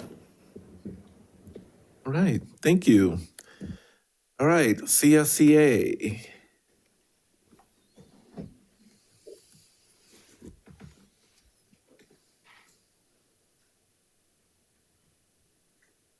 Good evening, board members, Superintendent Swanson, Rochelle. I'd like to take this time to acknowledge and recognize classified staff that worked over the summer through summer help, summer work, our paraeducators, transportation department, bus drivers and aides, admins, campus monitors, ESC office staff, food service workers. With all those, it would have been hard to make summer school and work and be here today. I want to say a special thanks to maintenance and grounds, especially the guys working in construction. They were able to build 7 additional bathrooms this summer. White Rock received 2, Peter J. Shields 3, Gallardo 2. All special needs bathrooms needed for those sites. And our chapter meeting is on the 27th of this month. We have MOUs 21, 22, 23, 30, 32, 33, 34, 35, 36, 37, 39, 40, 41, 42, and a side letter all to ratify. It's going to be a long meeting. Have a good night. Thank you. Thank you, Mr. Corn. Folsom Cordova Education Association. And Mr. Martin, you think we have a lot of MOUs. Evening, Superintendent, board members, certificated and classified staff, and the community members. Welcome to our first 25-26 board meeting. Congratulations to our 2 new student board members, Mrs. Luong and Mrs. Lopez Patoca. Okay, I look forward to hearing your perspectives on the issues that will be coming before you. And welcome back to Dr. Pitt, who I don't think is here any longer. I'm excited about our new organizational structure and how it helps move the needle for our student success. And congratulations to all the staff on their promotions and new roles within FCUSD. Thank you. All right, thank you. Folsom Cordova Leadership Association. Good evening, President Clark, members of the board, Superintendent Swanson, and my fellow colleagues around the room. On behalf of the Folsom Cordova Leadership Association, I also want to begin by expressing our sincere gratitude to the administrators that worked over the summer, monitoring summer school, monitoring constructions, remodels, hiring staff. Your dedication has laid the foundation for a strong start to our school year, and we deeply appreciate your commitment. This year, FCLA is proud to introduce our theme of cultivating leaders and supporting systems. And this aligns seamlessly, hopefully, with our district's overreaching goal of connectedness and coaching. And we look forward to some district plans to support new administrators in Folsom, Cordova, and embrace our coaching evaluation process, which some schools are modeling. Now, as we look ahead, we recognize the incredible momentum of our district. Our student population is set to grow by about 4.5%, which means we're adding about 950 to just over 1,000 new learners each year. So meanwhile, though, our numbers in administration has grown by only 1 over the past year. And this speaks volume about the efficiency and dedication to our leadership, especially compared to other industries where the employee to management ratio is about 12-1, where in education we're at about 22-1. So that being said, we will continue to rise to the challenge. And throughout the year, we will continue to celebrate our successes. We are committed to being caring, connected, coachable, curious, and accountable as we strive to improve each day to meet the needs of our students. So thank you all for your continued partnership. Great. Thank you, sir. District English Learner Advisory Committee. Good evening, President and members of the board and Superintendent and my esteemed colleagues. I have a brief report with DLAC. We have not met yet. We will meet September 23rd, which is Tuesday at 5 o'clock at Cordova Lane Center. And that will commence our first meeting for the year. Important tonight, you approved 34 school plans. And as you recall, and you know, that ELAC is a contributor of advice to what the goals and the activities and actions that go into that school plan. So it is definitely a joint effort, of course, along with the school site council and the school team as well. So 34 school plans had the opportunity to connect with parents and get their input. And we look forward to continuing to make that connection with our community. Thank you. Thank you.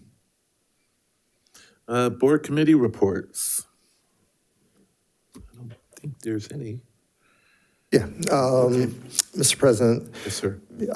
Gosh, I think we had 2 or 3 facility meetings over the summer from the end of the last school year that Jen and myself participated in with Mr. Washburn, Mr. Martin, the superintendent.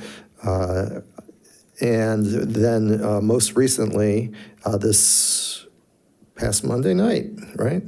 Yes, Monday night we had a Measure M meeting with the Measure M Advisory Committee to talk about a potential for the next for a small high school, and that took place in Rancho Cordova. It was a very good conversation. I think the meeting lasted almost 3 hours. So, but that's all I have to report. All right, thank you, sir. Any other board committees? All right, thank you. With that, we are going to close out our open session and enter into public hearing. All right, item 13, public hearing. Sufficiency of instructional materials, textbooks, instructional materials, Incentive Act. Superintendent.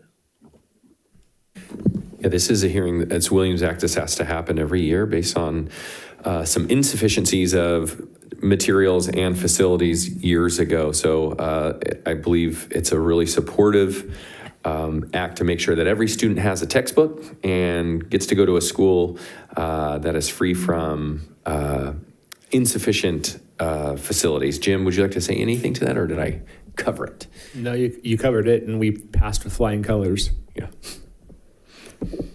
Always like that. All right, good deal. Any comments or questions from the board? Hearing none, this is a public hearing. Any comments from the public? And hearing none, we will go ahead and close out this public hearing. And back to open session. And we are now down to item 14, discussion action item. Superintendent? Yeah, if we could jump to B, since we've already taken care of A, and thank you so much, Board, for the support on that. This is also an item for Dr. Huber and the Education Services Department, but this is essentially adopting the resolution just based on our hearing for the Williams Act. All right, thank you. Any questions or comments from the board? Hearing none, out to the public. Hearing none, any online? Been asked that in a long time. Okay, bring it back to the board for a motion. I'll move.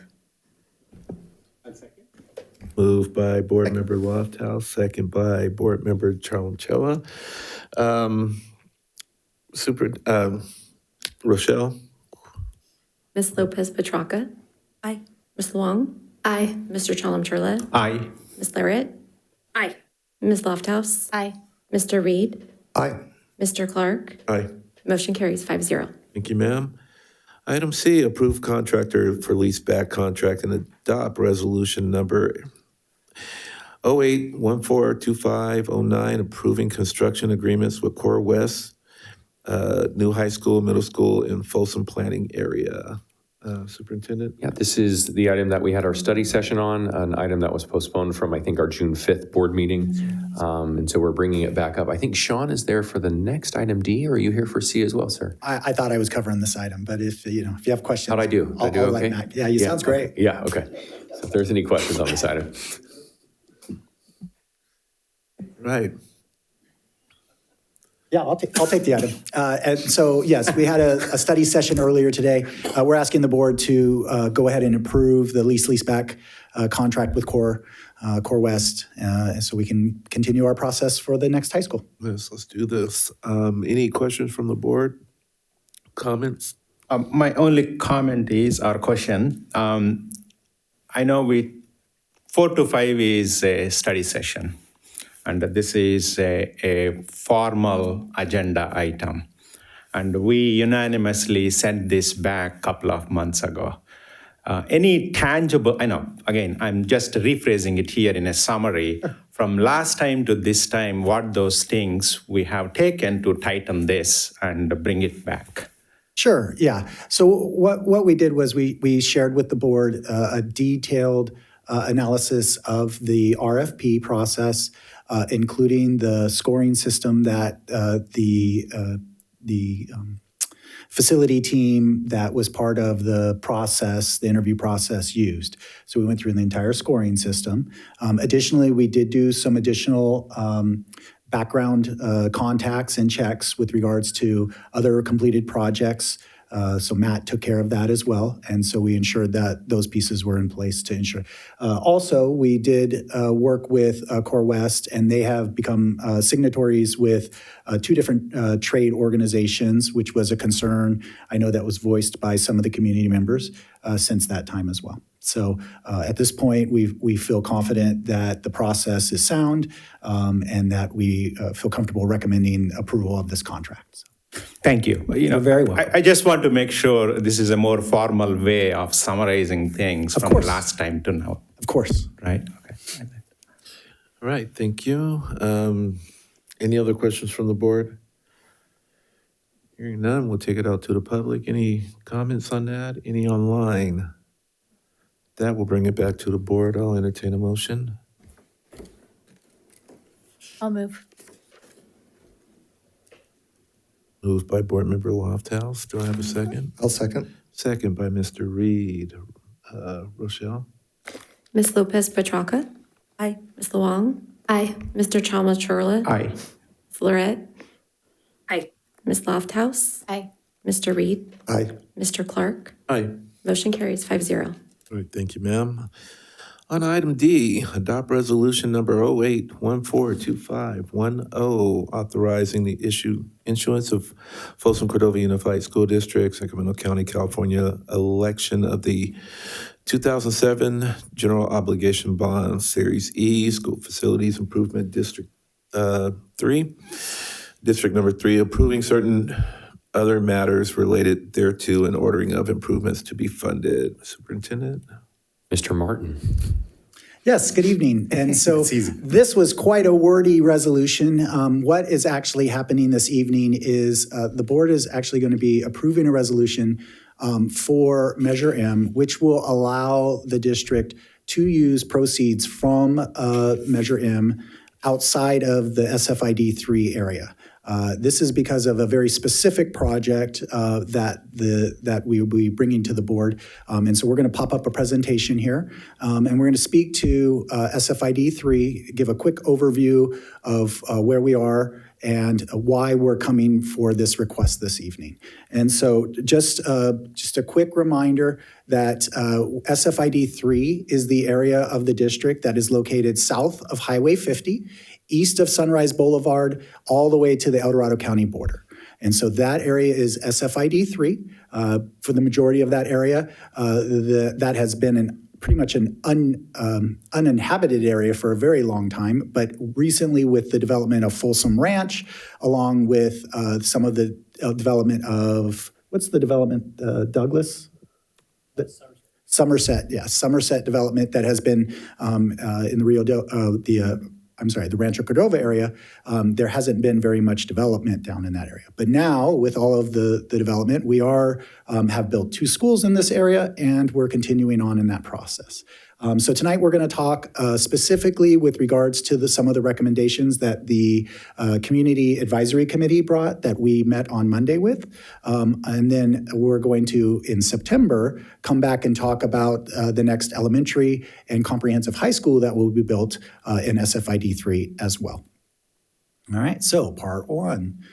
So we had an advisory committee that was created back in 2024 for the purposes of reviewing and discussing 3 questions that the board had put in front of them. One was with regards to Measure M and the fact that the tax rate associated with the bond proceeds that we had received to date was making the tax rate over $300 per $100,000 assessed value. And so one of the questions was, should we issue more debt or issue more bonds out of Measure M and continue to increase the tax rates? The next question was, how do we find an equitable funding or allocation between the 2 communities that reside within SFID 3 in the Rancho Cordova and the Folsom side? And then the final question was our first of 2 high schools that will be built in SFID 3, comprehensive high schools. Should it be located in Folsom or Rancho Cordova? The committee met, I believe, 3 times, and it was a representative committee of 2 community representatives from each of the board members, along with leadership from each of our labor partners participated in the committee.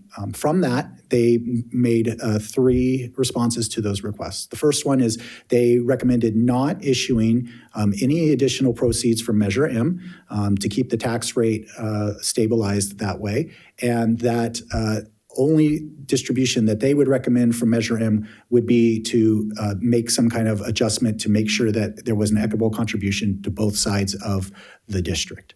Question 2, we looked at different models, and we agreed upon a model that looked at assessed value along with a debt service payment over the next 30 years, along with what had been paid to date, to find an allocation model that allocated the approximately $200 million of funds that had been issued from Measure M.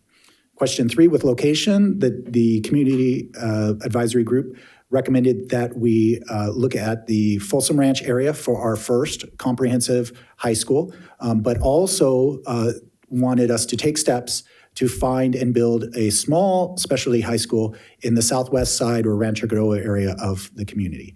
It's question number 3 that brings us here this evening with regards to finding a location that's appropriate for this small specialty high school and to discuss plans for this school.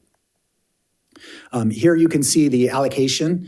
This was the allocation recommendation that the Oversight Committee recommended. You can see there was about $200 million in bond proceeds, and based off of an assessed value tax payment methodology calculation, you can see the $204 million was allocated between a west, east, and an area wide of SFID 3. Those dollar proceeds were with regards to the district office and some other activities. So, And then you see expenditures as of June 30th.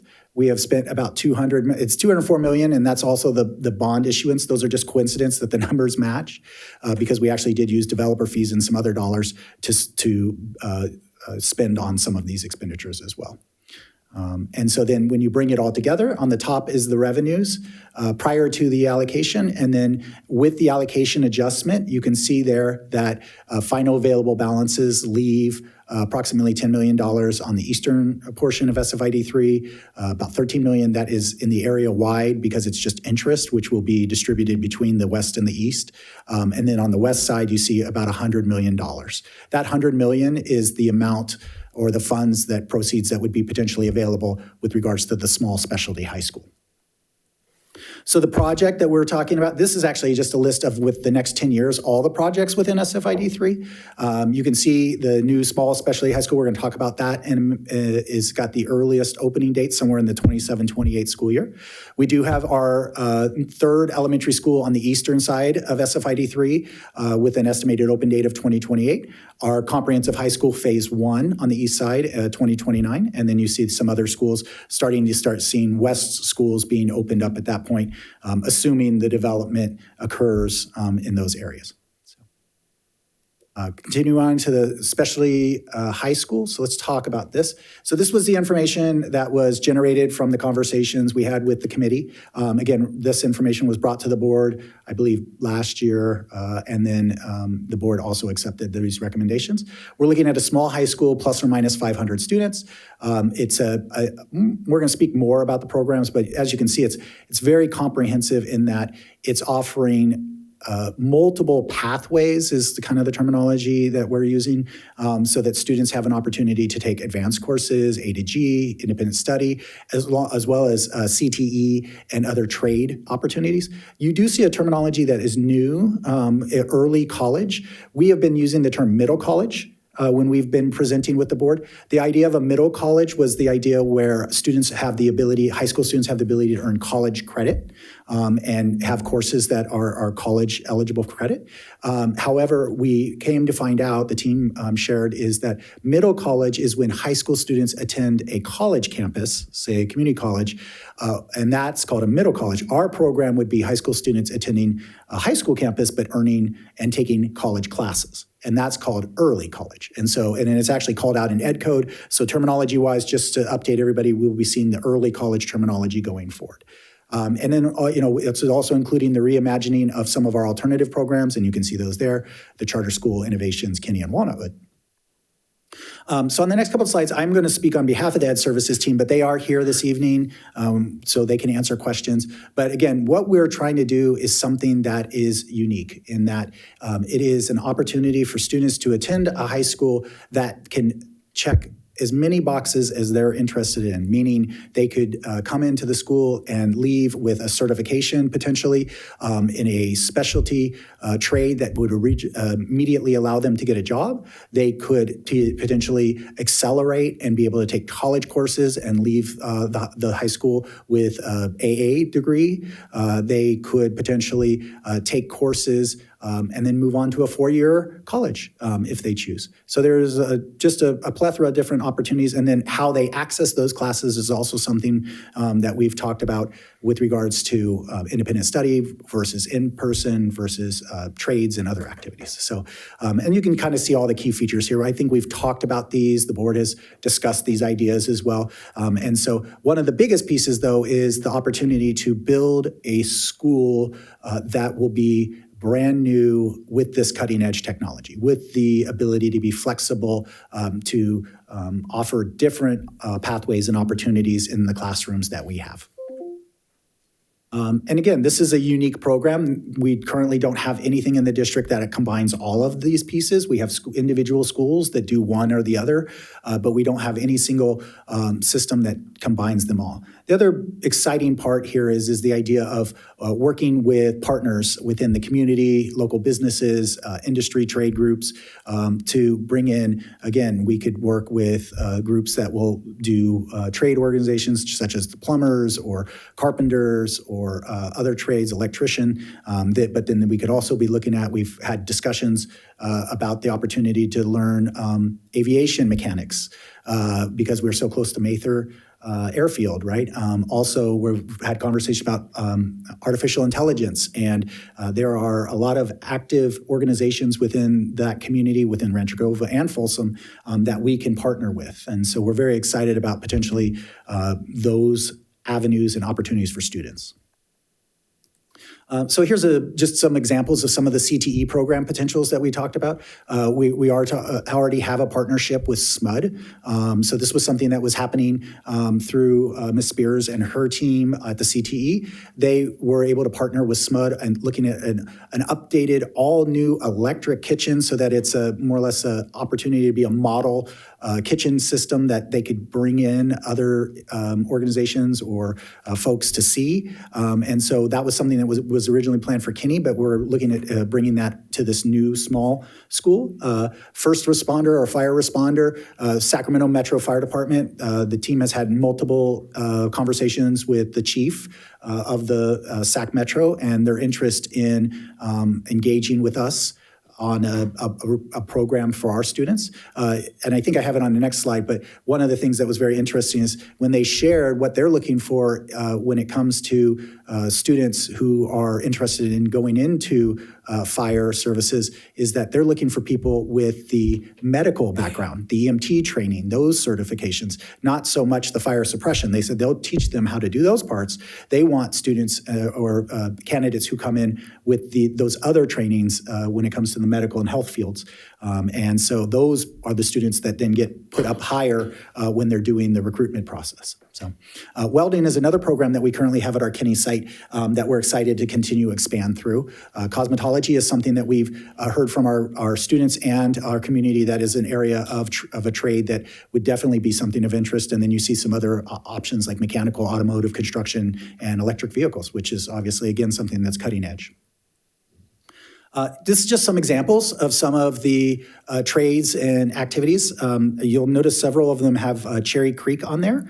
Cherry Creek is a campus in Colorado. We're actually having conversations with the city of Rancho Cordova and collaborating on a site visit to see the programs and see if we can incorporate some of those trades into the activities that we're looking at for Rancho Cordova and within the community of our small school there. And this is just a slide from the original meetings that we had with the committee. When it comes to a small specialty school, we did a very rough number with the team, and we came up with about $100 million to build a school, a small specialty high school, approximately. Obviously, just the site development and land acquisition is a significant cost. And so that's something we had to take into consideration when we're looking at moving forward. So what we did end up doing is we reached out and we started working with Colliers, and Andrea and Steve from Colliers, and they walked us through some opportunities within some business park areas in Rancho Cordova that currently are being unused. So if you're familiar with the area, pretty much right there off of Zinfandel, there's a pretty large business park, and a lot of since COVID, a lot of the medical field that was in those buildings have more or less gone to work from home. And so the VSP building, Delta Dental, along with some other buildings, were empty. And so there is a more or less a depression on the value on those. And so there's opportunity for us to potentially access property at a reduced rate. And so that's something that we're looking at. So, and you can see there, benefits of an adaptive, we're calling it a reuse, is the terminology by the Department of State Architect, or DSA. And so lower construction costs, obviously because the buildings are already in place, speeds up the timeline for occupancy. We're reusing existing buildings versus starting from scratch. There's an environmental benefit of that. And then also revitalization of an area. The city of Rancho Cordova has actually identified that area. They're doing an analysis right now, a study to see how they can revitalize that area. And so the area we're talking about is, the building we're talking about is exactly right in the heart of that area. And so there's really an opportunity. Probably the single biggest challenge is updating a building from the mid-'80s up to current code. So one of the things with the Department of State Architects that that we have to do is when we go in, we have to ensure that all the engineering, all the structural, all the energy efficiency, all the ADA compliance, all of those things meet as though it's a brand new building. And so there is a lot of analysis that has to do up front, and then, of course, some retrofit and modernization to make that all happen. So the potential location, we've actually, at this point, signed a letter of intent, meaning we have shown interest in it. We're doing our pre-construction type of activities at this point, where we're starting to do the analysis on the engineering work as well. But this is the location, 3215 Prospect Park, and I'll show it to you on a map here in a second. It is a single-story building. We did look at some two-story buildings, but the engineering required and the calculations necessary to get it up to code for a school under the Department of State Architecture would more or less make us have to put like an exoskeleton around the building, and any cost savings that would have been generated would be lost under something of that nature. So this really probably checks most of the boxes that we are looking for. You can see it was built in '87. The last use was as a more or less call center for Dignity Health. And so there's a lot of really positive features of this that work well for what we're trying to do with this small specialty high school. The next couple of slides just speak to the DSA and the rehabilitation process or methodology to convert this from a private sector building into an education building. You can see quite a few steps. This actually, we had several more slides, and in fact, the addendum package that we had with this included additional information. It is quite an extensive process, but again, I think we believe that end result is still a better product at a lower cost and a faster completion. So. This is the building as well. You can just see some information there. It's actually, there's a common breezeway if you see between the two buildings there. One side is about 55,000 square feet. The other side is 46,000. Pretty much all the walls and the interior will be completely redone, finishes throughout. But there are a couple of features that we were excited to see. They do have a large cafeteria area already with a good kitchen space. They had a roll-up door enclosed warehouse area that would be really good for our trades. So when we're talking about, having programs within some of the activities like welding and some of the construction trades, it would actually work very well for that. But really, for the most part, the building itself is a shelf for us to be able to make it into whatever we identify as the programmatic needs for our students in the school. So it's just a little information here. You can see here with regards to the original cost, we said about $100 million. Our projection at this point is, and this is a conservative projection, probably on the higher end, we're looking at about $76 million. So it equates to about a $30 million savings by retrofitting this existing campus versus starting from scratch and building a new campus. And to be honest, we will actually get a larger building, and there's some additional features of the fact that where we would be looking at building a school, it's in an area right now that isn't being developed. It may be some time before homes are actually developed there, and so this will be a better central location for transit purposes and other activities. So, with regards to timing, you can see here from design starting pretty much right now through the process. Occupancy is somewhere in that 27, 28 timeline. It probably, if we do a mid-year, it would probably be a slow rollout with the idea that probably 28, 29, beginning of 28 is really when we have the campus completely open and ready to go for students. Here's the location of it. And so one of the reasons why we are coming and having this discussion, this specific action, this resolution that you're going to approve is because of the fact that you can see the boundary of SFID 3 is right there, that red line on the left side. That is Sunrise Boulevard, and SFID 3 ends there. As the crow flies, it is about a mile or so from the location of where the building is located at. It is just on the other side. And this is why we wanted to make sure we met with our SFID 3 subcommittee to make sure that they feel comfortable with this, as well as bringing this to the board for discussion. This is something unique in the fact that we will be using the funds for outside, but it will only be for this school, for this purpose. It will not authorize any other activities other than for this small specialty school. But But when we spoke to the representatives that were both on the Rancho Cordova side and the Folsom side, they completely supported it because this is checking all the boxes that they believed that the small school was supposed to be. Something that was unique, something that would be impact the community in Rancho Cordova. And this is in the heart of the area. The city hall is within a mile as well. There is museums, industrial opportunities, lots of different commercial real estate and other programs that are occurring right in that area. And it's all being developed out or exists. And so it's a very, very, if you did not have the line there, you would say that's the perfect location. And so, yes, Dave. Yeah, I think it's important to highlight the fact that even though it's literally on the line or right on the other side of the line of SFID 3, and even though this small high school will service the entire district, the way we're envisioning the enrollment is that since SFID 3 is paying for this, enrollment would open for SFID 3 students 2 weeks before the rest of the district. Because if they're paying for it, they should get first right at the benefit of it. Yep, exactly.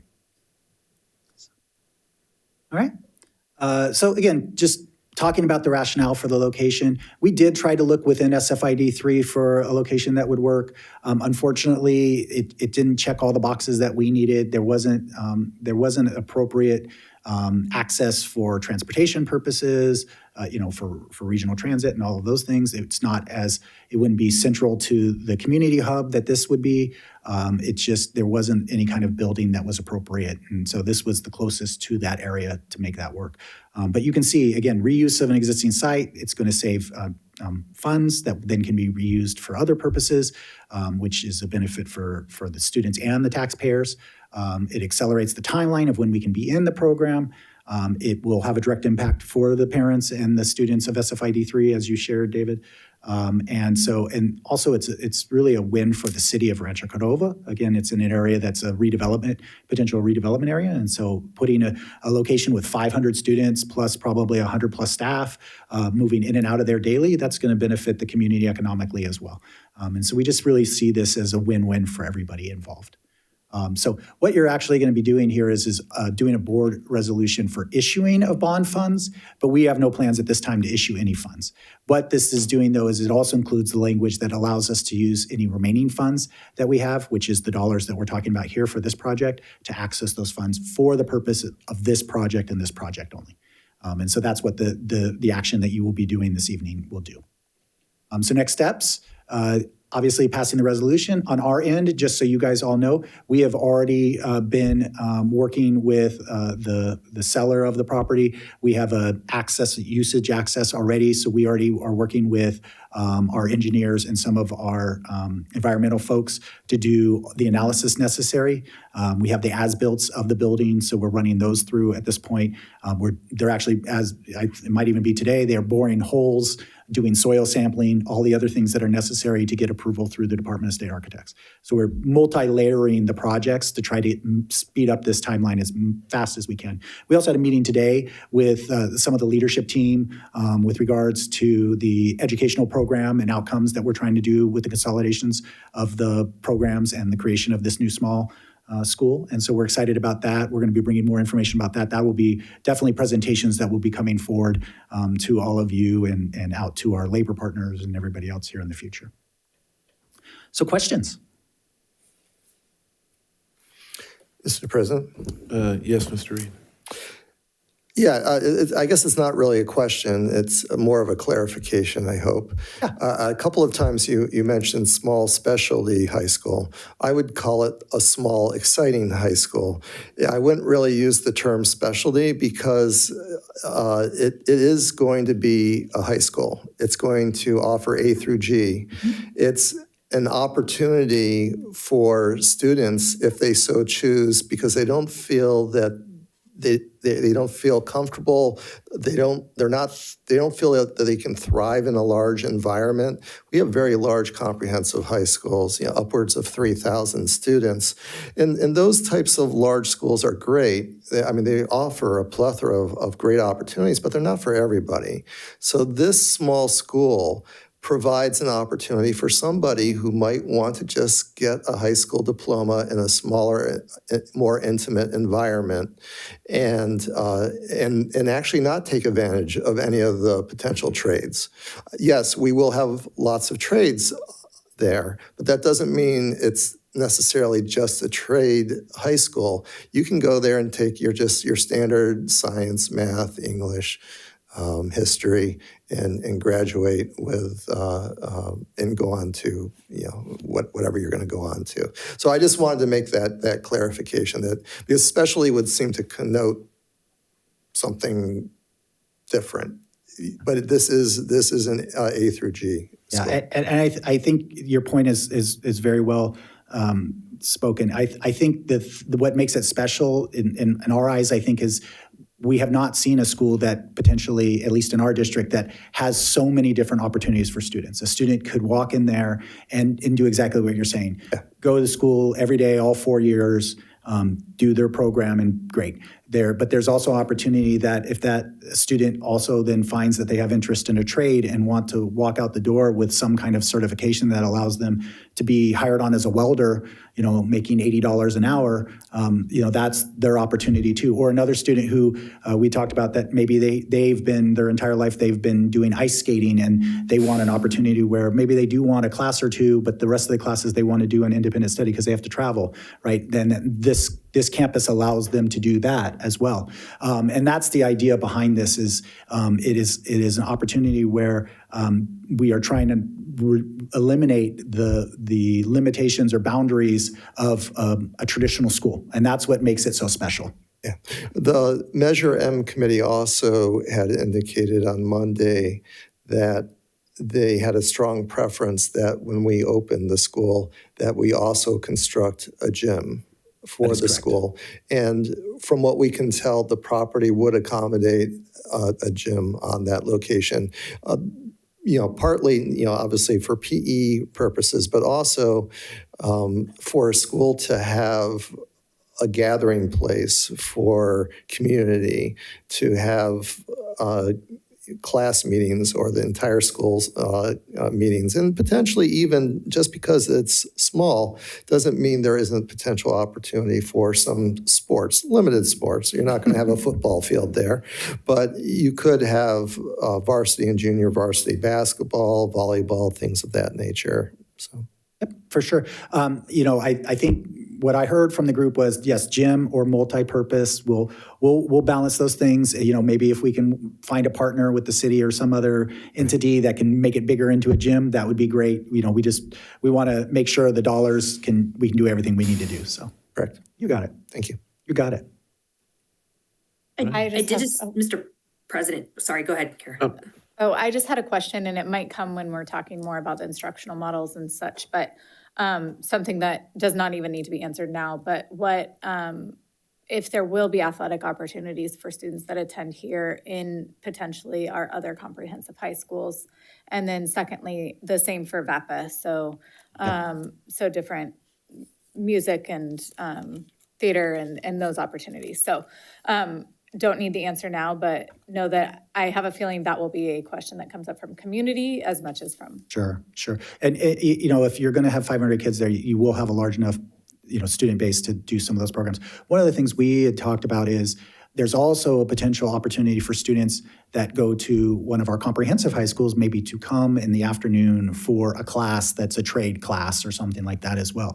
And so we talked about shuttle service and transportation for those students as well, or the opposite, which would be students at the small school, maybe they do want to participate in a sport that is not offered, or if we don't have sports at the small school, they can then go to their home location of school and participate in events there too. So it could go back and forth that way. We're like right now, we do have some students that attend like Walnut Wood that do participate like at Cordova High in some sports and athletics.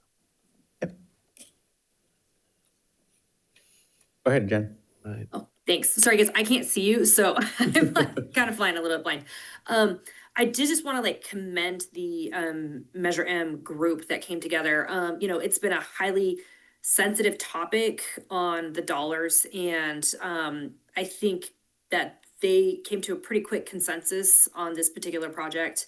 And there was a lot of really good, I think, excitement and being able to see this space. I'm excited for the other board members to be able to be in this space. It's kind of one of those locations that looks smaller on the outside, and when you get in it, you're just shocked at literally how much like opportunity there is for space and things like that. And then did also want to just commend our staff for really like jumping on top of opportunities that we haven't really like explored too much before, but really kind of coming up with some like cost savings to this, because it's like we were talking the other night is like, hey, we could go and there was, some questions of like, hey, why would we not do a ground up, but really being able to take those dollars and push into like the most innovative construction for those spaces so that we can provide the best of the opportunities and that we're actually spending it on the inside of the classroom and not necessarily just on dirt underneath the buildings. So I'm like very happy with how everything's been handled, and we had, great parent sign off and things like that through this process. And I think it's probably one of the more exciting things we've been able to do collectively as a board. So this is a really exciting opportunity for us. So, Mr. President, one comment. Listening to my colleagues, especially, David and Jen, they sit on the facilities committee. I'm going to put a request here. We can drop the word small from this process. It's a perception thing. The people say, oh, yeah, they built a small high school. Rather, a specialty school or high school. Yeah, whatever it is, the word. Small is, as we are thinking, we are going to be transporting and all those. I just want to put that out there. I'm going to let you and David fight over the small versus specialty. My request is only drop the small. Well, when we come up with a name, it's not going to be X small high school. But yes, I get your point. I think probably a better way of describing it is that FCUSD is opening an approximately 500 student high school, I've been saying 800 maximum because I don't want it too small, but I don't want it too large either. It can accommodate a couple hundred extra. So basically 200 students a class is kind of what I'm thinking. Right. We have a Folsom Lake High School, so with 110 people, but small because we are doing more exciting things down the road. My only one thing is on slide 5, Jen is mentioning as well, and even Kara is saying it. Just give the credit to the committee. We have to be loud enough in our communication channels, put them in front. They are the ones, the public. And we only pick them to put as a committee. These 5 members, we are saying yes on what they are telling us to do. So we are listening to the community, especially, right? I really want, when we send the communication, as soon as possible, have a big letters on them, give all the credit to them. They are the ones recommending. That's the only comment I have. Will do. Thank you. All right. Any other comments or questions from the board? Taking it out.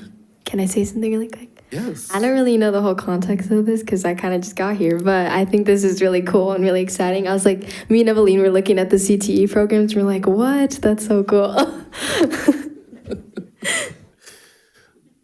Awesome. Any other comments from the board? I'm assuming there is none from the public. All right, bring it back to the board. Please keep in mind that this is a action item. It does need to be voted on, so I will entertain a motion. I move. A second. Moved by Board Member Reed, second by Board Member Tronchella. Rochelle? I'm going to get used to that, I swear. Ms. Lopez Petrarca? Aye. Ms. Long? Aye. Mr. Chalam-Chorla? Aye. Ms. Larrett? Aye. Ms. Lofthouse? Aye. Mr. Reed? An exciting aye. Mr. Clark? Aye. Motion carries 5-0. All right, thank you, ma'am. All right, moving on. Here at item E, approve the proposal from Prime Design for value engineering and cost estimate services for the new high middle school in the Folsom planning area. Superintendent?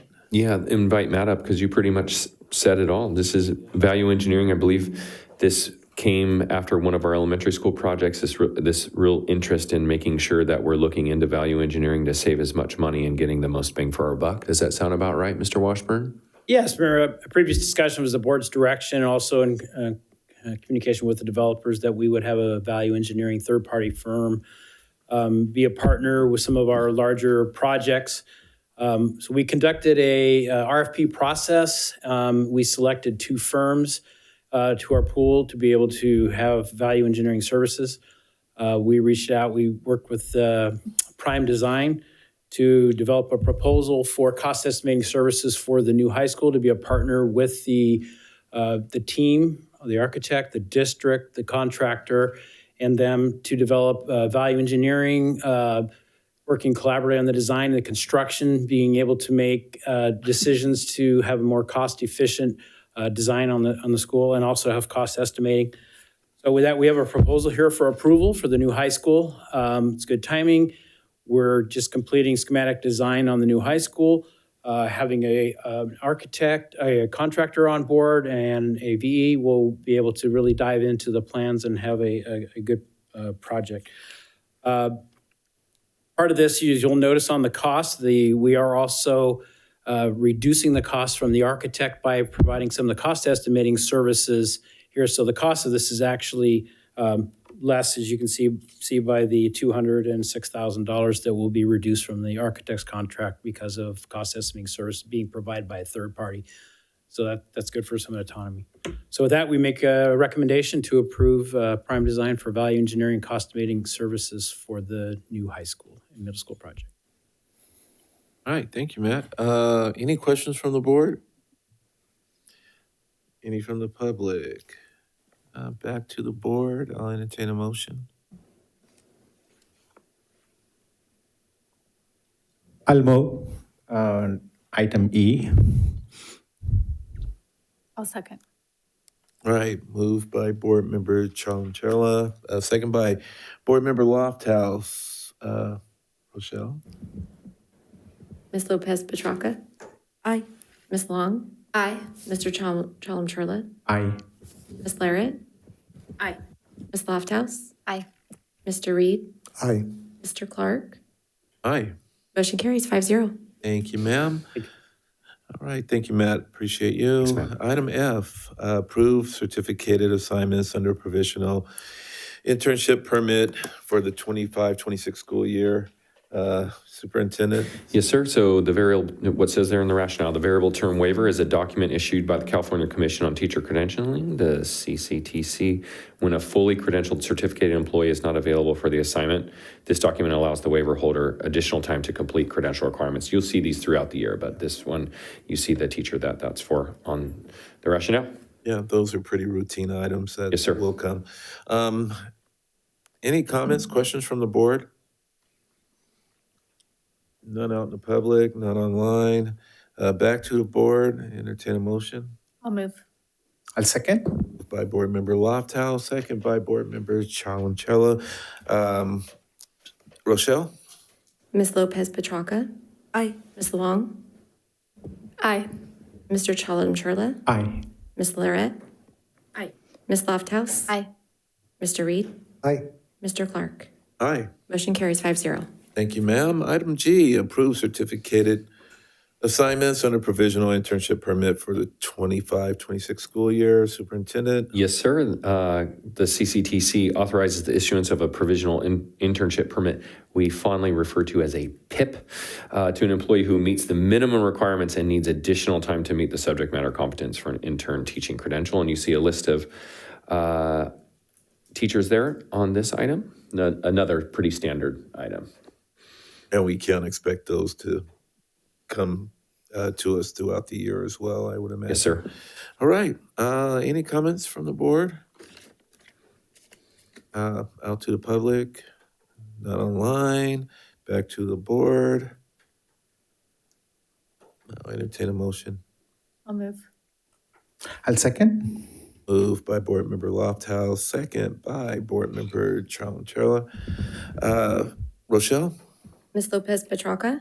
Aye. Ms. Long? Aye. Mr. Chalem-Chella? Aye. Ms. Larrett? Aye. Ms. Lofthouse? Aye.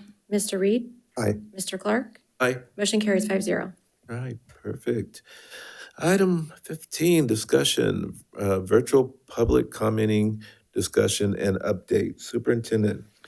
Yeah, thank you so much, Mr. President. So this item is regarded to Zoom, and as anyone currently watching, most people are watching on YouTube, and they hear you ask, Mr. President, any comments to your right, and so often we don't have any comments on Zoom. Zoom comments have been a product from COVID and post-COVID, and what we've noticed over time is the number of people taking advantage of that opportunity has decreased from 36 3 years ago comments on Zoom, 24 comments 2 years ago, and last year only 12 comments. And when we do the aggregate or the division between the cost to keep running Zoom for the labor and the subscription to Zoom, last year with 12 comments and roughly about $12,000 expense, it's almost $1,000 a comment. You can see it's $962 per comment. So we as a district that are headed into, we heard the SAB members talk about the SBAC. That's the Superintendent's Budget Advisory Committee that's kicking off on Monday. We're taking an earnest look at all of our expenses to make sure that we're tightening our belts as we head into some unpredictable times financially, and want to do everything we can to save every dollar to save all the services that are closest to the classroom. And I am interested in moving beyond Zoom and stopping this as an option. At the same time, making sure we are still obviously offering as much voice to our community as possible. So we always post our meetings 72 hours or more in advance, and people are always available or able to come and make a public comment in person.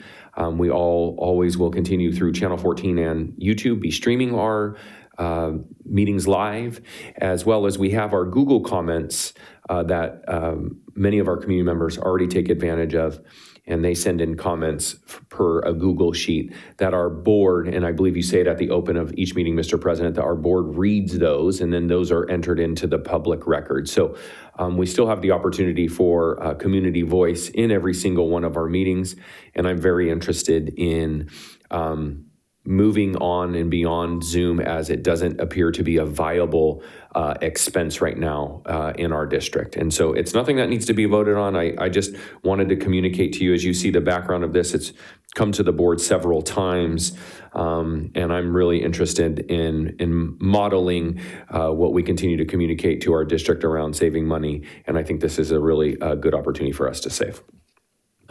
Yes, Eric, a question I have, are there any other districts that are still doing the Zoom? Mr. Superintendent, I can't answer that definitively. I do know that there are several districts that are not, but I can't say if any are. All right. Yeah, I think it's time we move on from the Zoom platform. I mean, we get those Google comments, and I know I enjoy reading them throughout the day, and thank God they're, kind of sectioned off at 8:30, 11:30, and 3. So it does give me time in between work to look at those. Any comments from the board? I have a couple, actually. I know you and I had discussed that taking comments up until 3 is actually pretty difficult, especially if we have a 4 o'clock study session. Yeah. So I would potentially appreciate maybe closing that a little bit earlier, especially for people that are working prior to coming to the board meeting, to give us more time to be able to look at that. That's one comment. And then my other question is, when you say that it becomes part of the public record, when the past meetings are posted, are those public comments actually posted and able to be read as well? Okay. I just wanted to confirm that, because I do think that Oftentimes, I would say when people do call and make a comment on Zoom, it's because they want it to be part of that public record. And so ensuring to the public that even those written Google comments are part of public record, I think is an important piece to this. And then we also talked about potentially, and I don't know if you had a chance to look into the possibility of whether it's even legal for those public comments if somebody wanted somebody to read it out loud during a meeting, say the president or whatnot during that public comment time, so that it is read out loud. I don't have an answer to that yet, but I'm happy to look into that. And then I think it makes a ton of sense, I mean, with the board's direction to adjust our times, because so many of you, all of you, work on Thursdays, and between the last Google comment and our meeting, there's not a long window. And so a 2:00 cutoff makes sense to me, but I would like direction from you, and also reassuring the community that doesn't actually shorten the amount of time you can make a comment, because that's always open. Like, it doesn't open the night before and close at 2. It's always open if you've got a concern. Is that correct to say, Rochelle? Yeah.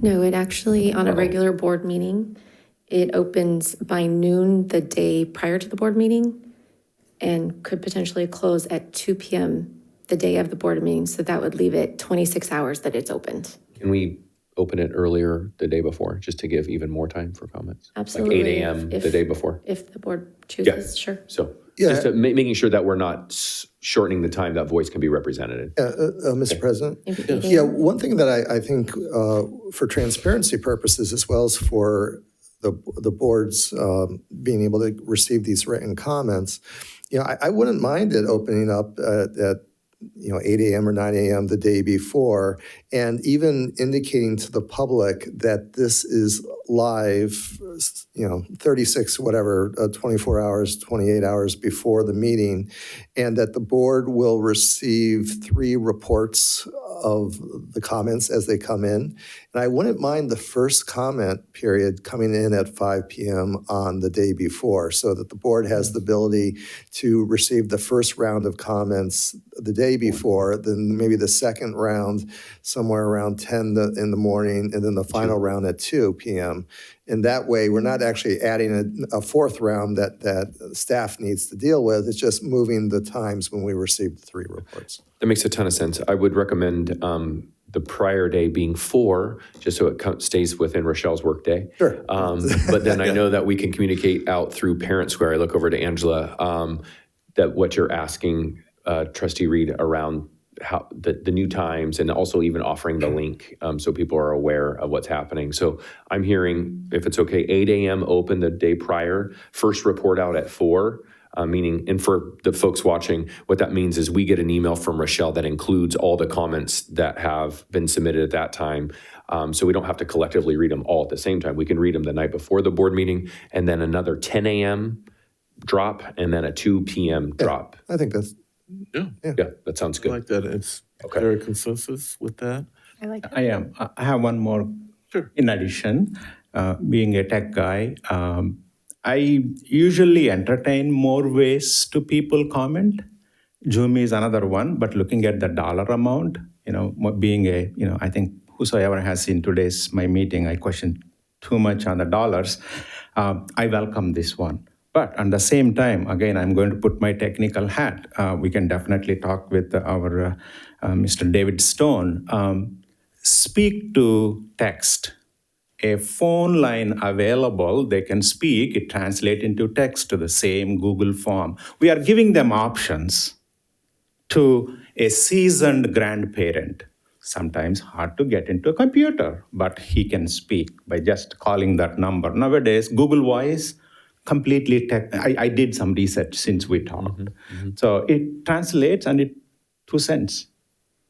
I'm just giving 2 cents per call. Explore, that's all I am saying. Sure. Explore. Cost effective, 100% with you on that. But there are technologies out there. We are living in AI world nowadays. So, and it helps definitely the grandparents, and they can talk, and it translates, and it enters into the same box. Thank you, sir. For this, yes. Jen? not to put one more thing on, but is it possible for us on the Parent Square to send out, the agenda link and, the Google Doc link? Some comments have been that sometimes there's some challenges for folks actually finding the Google link, even though, it's in there, but it can be I think for some folks it can be challenging to find it. But is it possible for us, like on a Tuesday, to just send out a quick Parent Square with, here's the agenda and here's the link? Just so that people are a little bit more aware. Yeah, I got a nod from Angela. I know you can't see us, Jen, so Sorry, just, I'm really trying not to put more on stuff, guys, yeah, sorry. But no, I'm good on that. So just on 2 days or on the Tuesday before a Thursday board meeting. Yeah, because then that would give them, if they're gonna start on comments on Wednesday, that we've got that. Yeah. Good. Okay. I think that's good. All right, guys. Thank you so much for that. Really appreciate it. Yeah, any other comments from the board? I actually love all the ideas. Yeah. So my question would be, how soon can we get this back? Our next board meeting, I believe, is September 4th or 5th, that one. Okay, perfect. Yeah. All right, we'll take that. No, just the changes. Just the changes on there. Yeah. All right, and just for clarification, the board is like in consensus of all these changes, right? Yes, Okay, thank you. even the talk to text, I mean, that's, Yeah, we'll look into that. yeah, please. All right, perfect. All right, with that being said, we'll move on to item 16, information. Anything? All right, then we'll go on to item 17, superintendent's report. Yeah, listening to Rob and Jeanette's report, they totally stole my thunder because I just wanted to say, Rob's not there anymore, but I just wanted to say the consensus I've heard from our school leaders and the staff I've been able to check in with is like the best start of school in a really long time. And it's due to all of our classified certificated management teammates that have worked through the summer, and when all of our certificated folks returned, really hard on ensuring that their classrooms were ready, that our facilities were ready, that specifically on the first day of school, after I challenged our principals and challenged our schools to really hone in on making sure that our students, our staff, and our families feel really connected to their school experience, really showed up on day one. I had the opportunity to visit 7 schools, but our cabinet team, which is about 25, includes our directors, 25 folks went out and we visited every school. Every school got a visit from more than one cabinet member. And the consensus in our huddle/debrief at the end of the day, just every single school, they saw our teachers out greeting families and students, our classified teammates out and greeting students and families, our leaders out greeting families. And we saw a lot of, I'll call it vibes. Hopefully Eveline shares a little bit about day one vibes when she has her second here, but just vibes at our schools, music being played, mascots out. And that really warms my heart because I truly believe as the superintendent of this district that I want every single student and every single staff member and family member to be excited to go to a joyful school, a school that is irresistible. And so my challenge while I was on Cordova High's campus to a couple Link Crew members while they had their Link Crew shirts on is they were really proud and they were really supporting the vibe for the students on campus. And I said, now the goal is just to keep that up for another 179 days. And they looked at me and was like, oh man. So any of what I've shared doesn't happen without our classified certificated and management teammates. So I really wanted to say my most heartfelt thanks for all of their hard work and effort to get our year started off so great, so well aligned to our district focus on connectedness, as FCLA President Keith Shields mentioned earlier. So without a couple other things, just formally welcoming our 2 new SAB members. Really excited to see you up here. It was also excited to see Van and Mia out there too today. I didn't know they're so supportive. And excited to welcome Rochelle to the dais, as you've noticed, as well as say thank you to Robin and Martha, who worked so hard to make sure everything goes smoothly in this meeting. And then lastly, I'll close by saying to this board and just to our community, State Superintendent Tony Thurman is going to visit one of our schools next week to honor the great work we've been doing in supporting the reduction in chronic absenteeism. So Director Scott Meyer and his team have worked really hard with our principals and our school sites and our community schools and ensuring that we get young people to school every day. And so the state is rolling out a playbook for chronic absenteeism, and they are coming to our district because we're as leading the state. As you remember, Scott's, I think, 47-minute presentation he did last year, right? 48. 48. We're leading. So we're excited to welcome State Superintendent Tony Thurman to one of our schools next week. And then also a reminder to the community that ESPN is going to be at Grant High School for our Folsom Bulldogs versus Grant football game next Saturday, August 23rd. And there will be a lot of really exciting community building between our two districts. But I'm just really excited about the opportunity for some of our student athletes to shine in prime time. So that's it for me today. All right, thank you. We will move on to board member reports. We'll start off with our student board members. So as we know, we started school on August 7th, as I mentioned to our superintendent, with a very welcoming and festive atmosphere. There was music, balloons, and posters that we made with ASB's help. And then also with Link Crew, which I'd like to give a shout out to Mr. Krieger and Mr. Wegstein, who are the helpers for Link Crew. They were able to help out freshmen, like find their classes so that they don't get lost. And then also with Link Crew, before school started, we had training to prepare for our yearly freshman orientation. It was fun. We met a lot of new freshmen. And I do think that they felt comfortable the day that they came. And then, let's see what else. Oh, I'd like to give the Cordova staff as well a thank you for helping organize a very happy first day of school, and the board for giving us a warm welcome. Thank you. All right. Microphone doesn't want to. There you go. Yeah, I had a really positive experience with my first day of school too. It's my first day of senior year was really memorable for sure. I woke up at 3:30 a.m. to go to Folsom Lake, and I was a little bit groggy at school, but like the vibes were there for sure.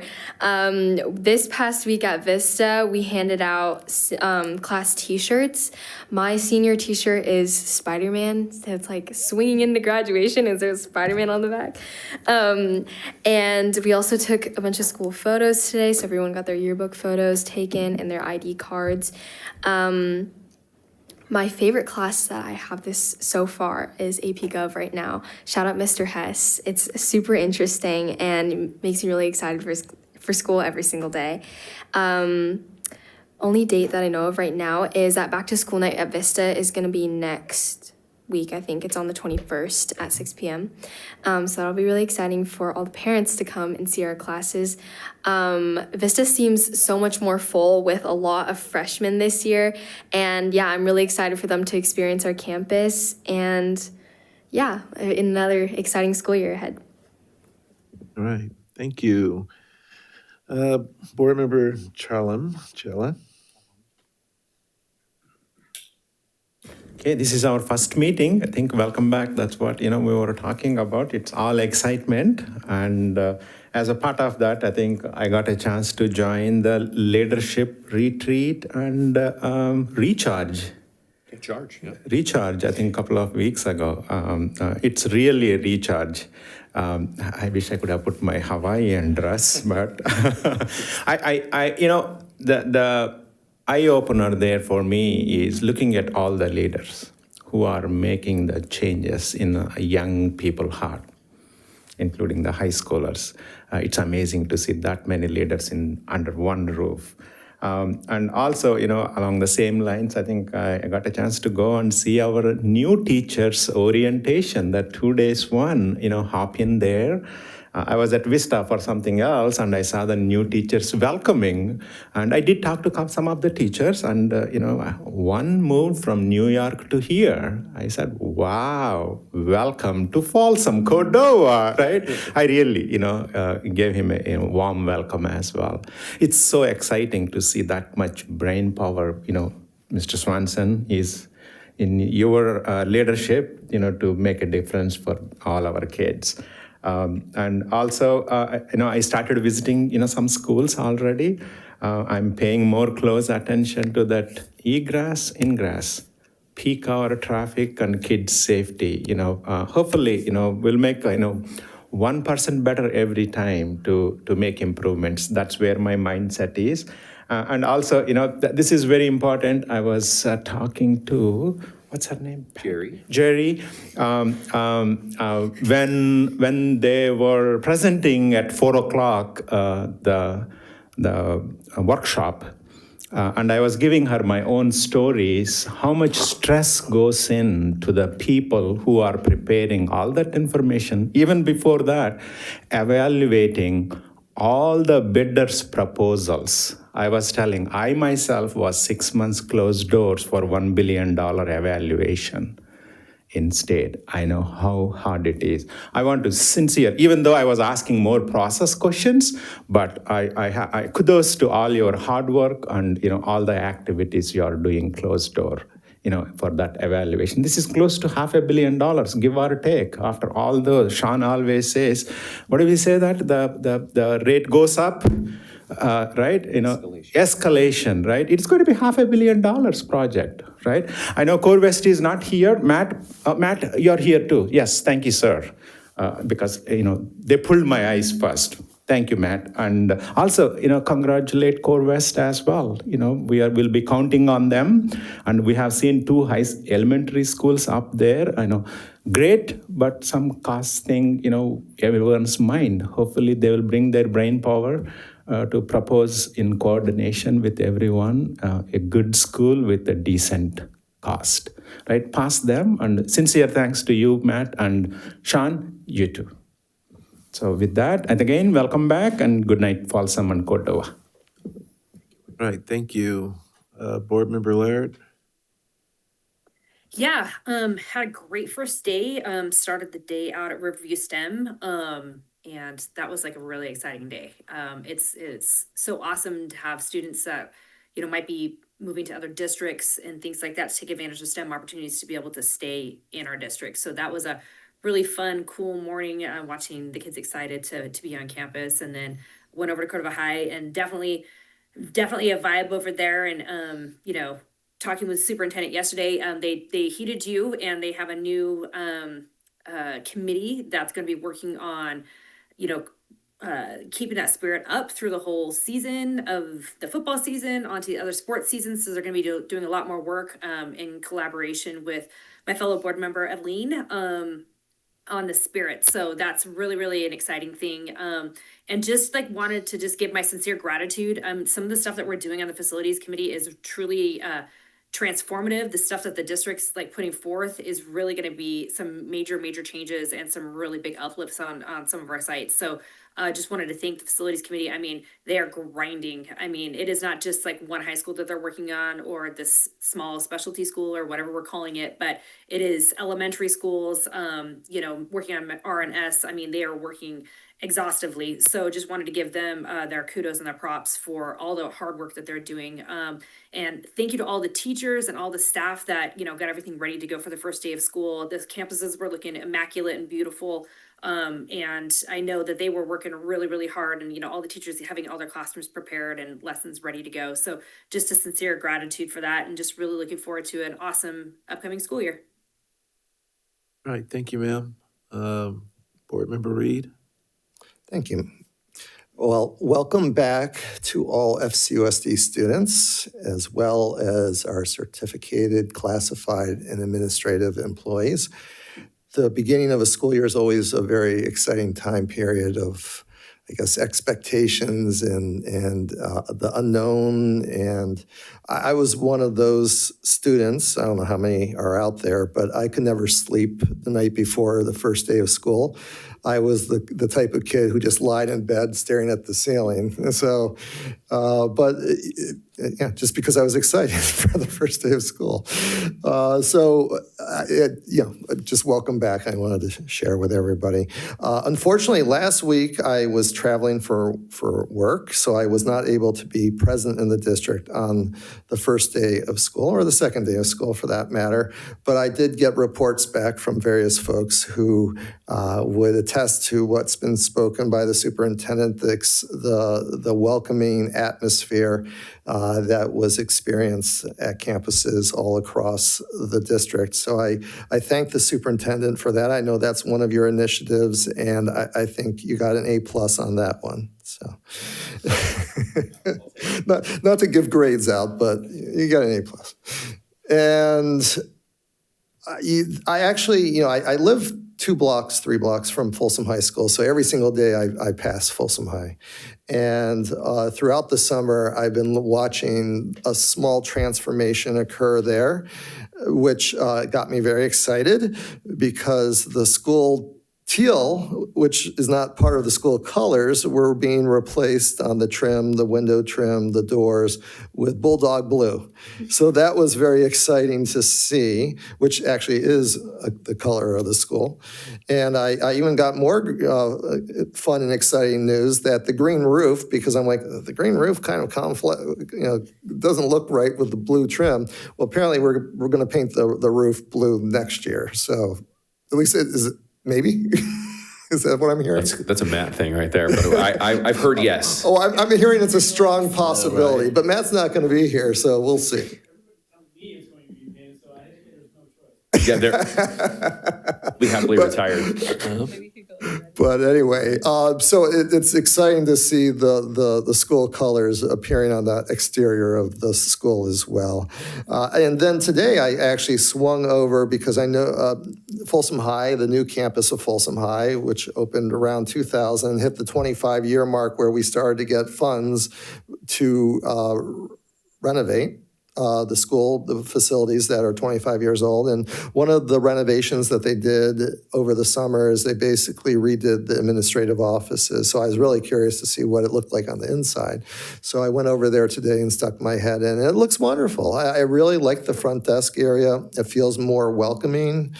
And they're still in boxes, by the way, but they're slowly getting out. The counseling center, I think the renovations there also were wonderful. And I think, this is, I would probably call this a beta test, right? Because I think one of our goals is to make sure that all of our administrative offices are more welcoming.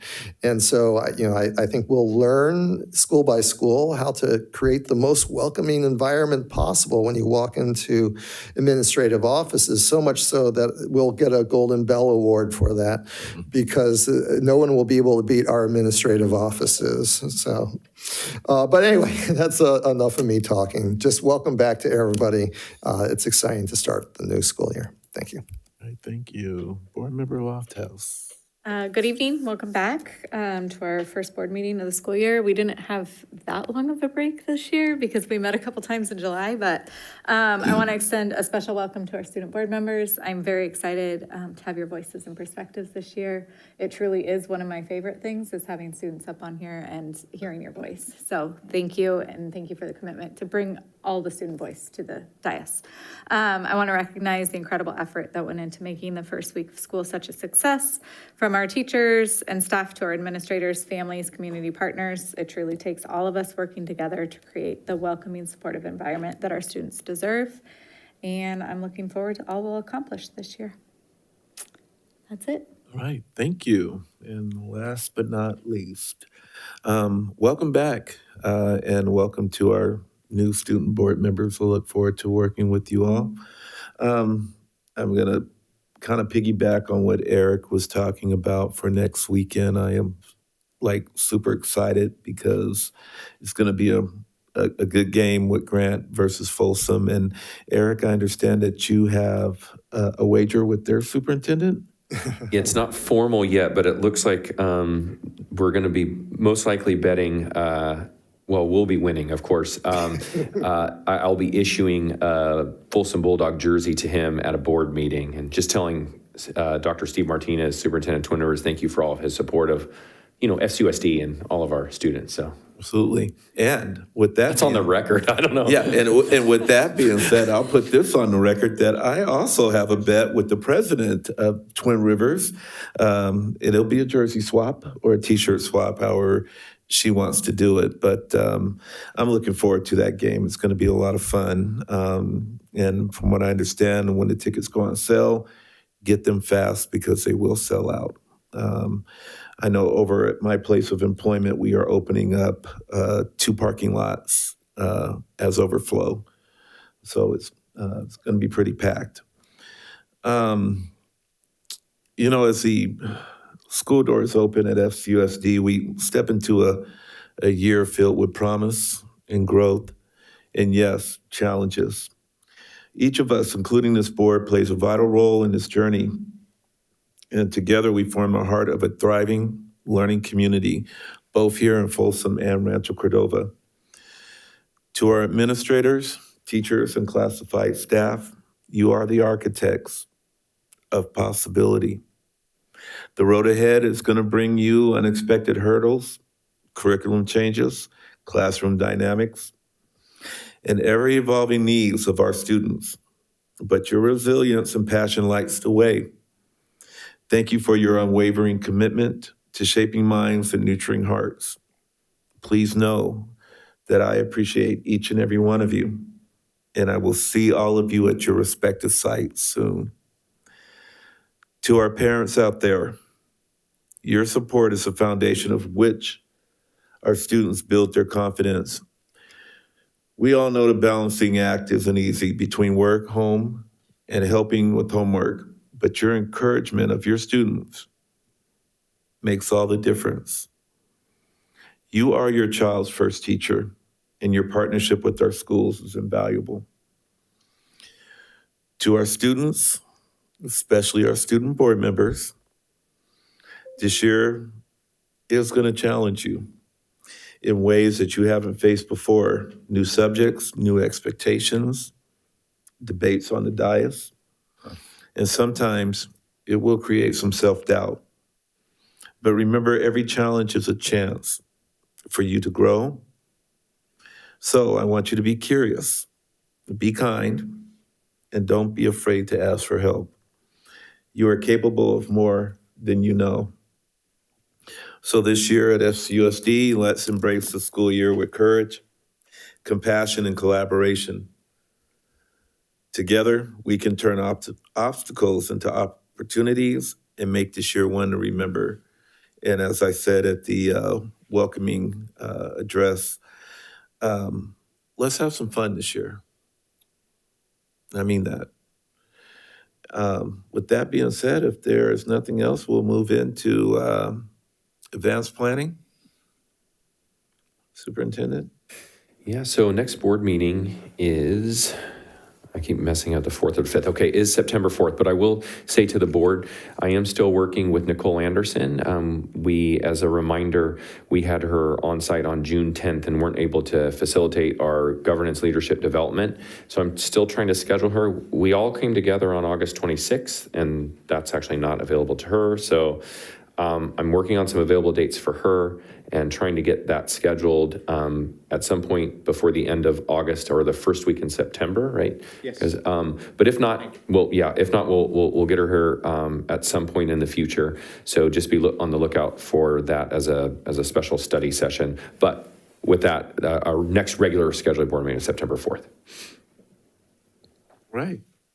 Well, sounds good. Anything else from the board? Well, if you want to jump to the 12-month board calendar. I'm sorry, Mr. President. If you click on that, the 12-month board calendar, I just want to say, if you can, is it a link there? Oh, can you open it? Can we open that? I just want to say for the board, if you're looking at the 12-month board calendar, Rochelle and I are working pretty hard with the agenda setters and making sure that we have a nice balanced board year around the timing of the number of presentations, number of items, so that we can have a pretty consistent schedule. I think last year, all of you will remember, there were some board meetings that we got out of here at about 7 and some we got out of here about midnight.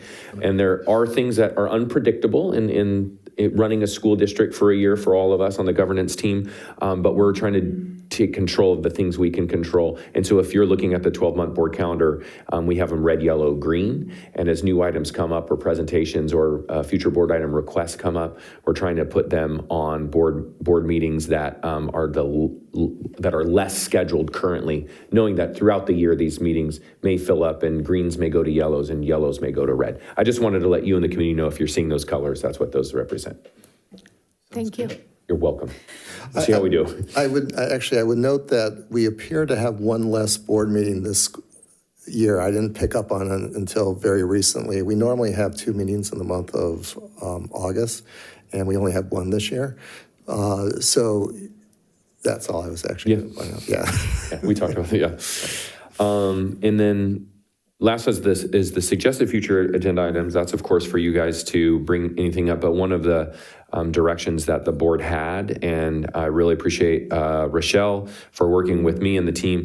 Everything has a date currently. There's no more TBDs except for the land trust. And the reason why is I wanted to ask this team, almost a year ago, we brought this up, Trustee Reed brought this up, and then it went to CSBA, and CSBA isn't doing any work on that. So we wanted to know, is there any additional work we would want to do on this, or can we delete this from our future agenda items? That's why that is the only one with a TBD.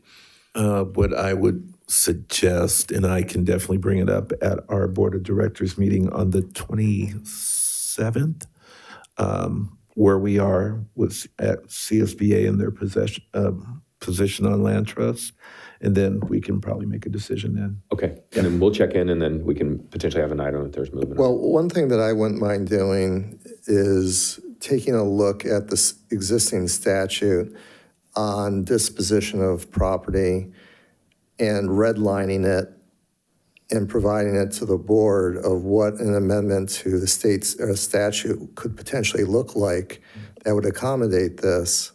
And then if the board was so inclined, through a resolution, encourage the introduction and passage of a bill of that nature. Okay. Sounds good. So we'll combine that with what you learned from CSBA and then end up scheduling a date to come back to have that discussion. Does that work for the team? Okay. Yeah.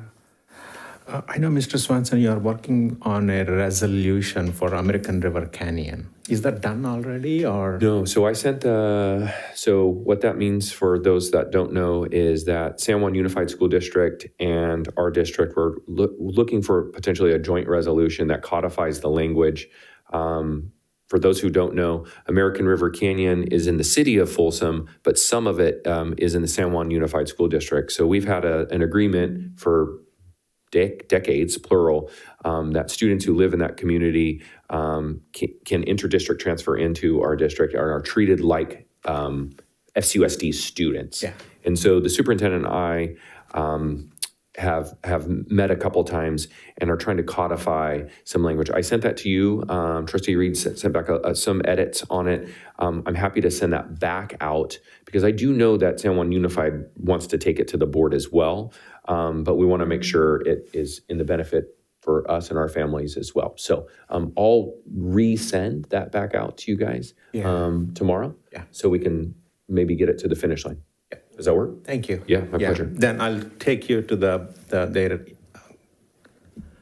association meeting so that you can share with everybody. That sounds great. That's a great, I mean, again, we are going for the bonding, yeah. Okay, so we got to prepare. Yeah, thank you. Right. Is there anything else suggested future agenda items that we want to throw out there? All right. For the good of the order, any other comments? Okay. Fantastic. Meeting adjourned.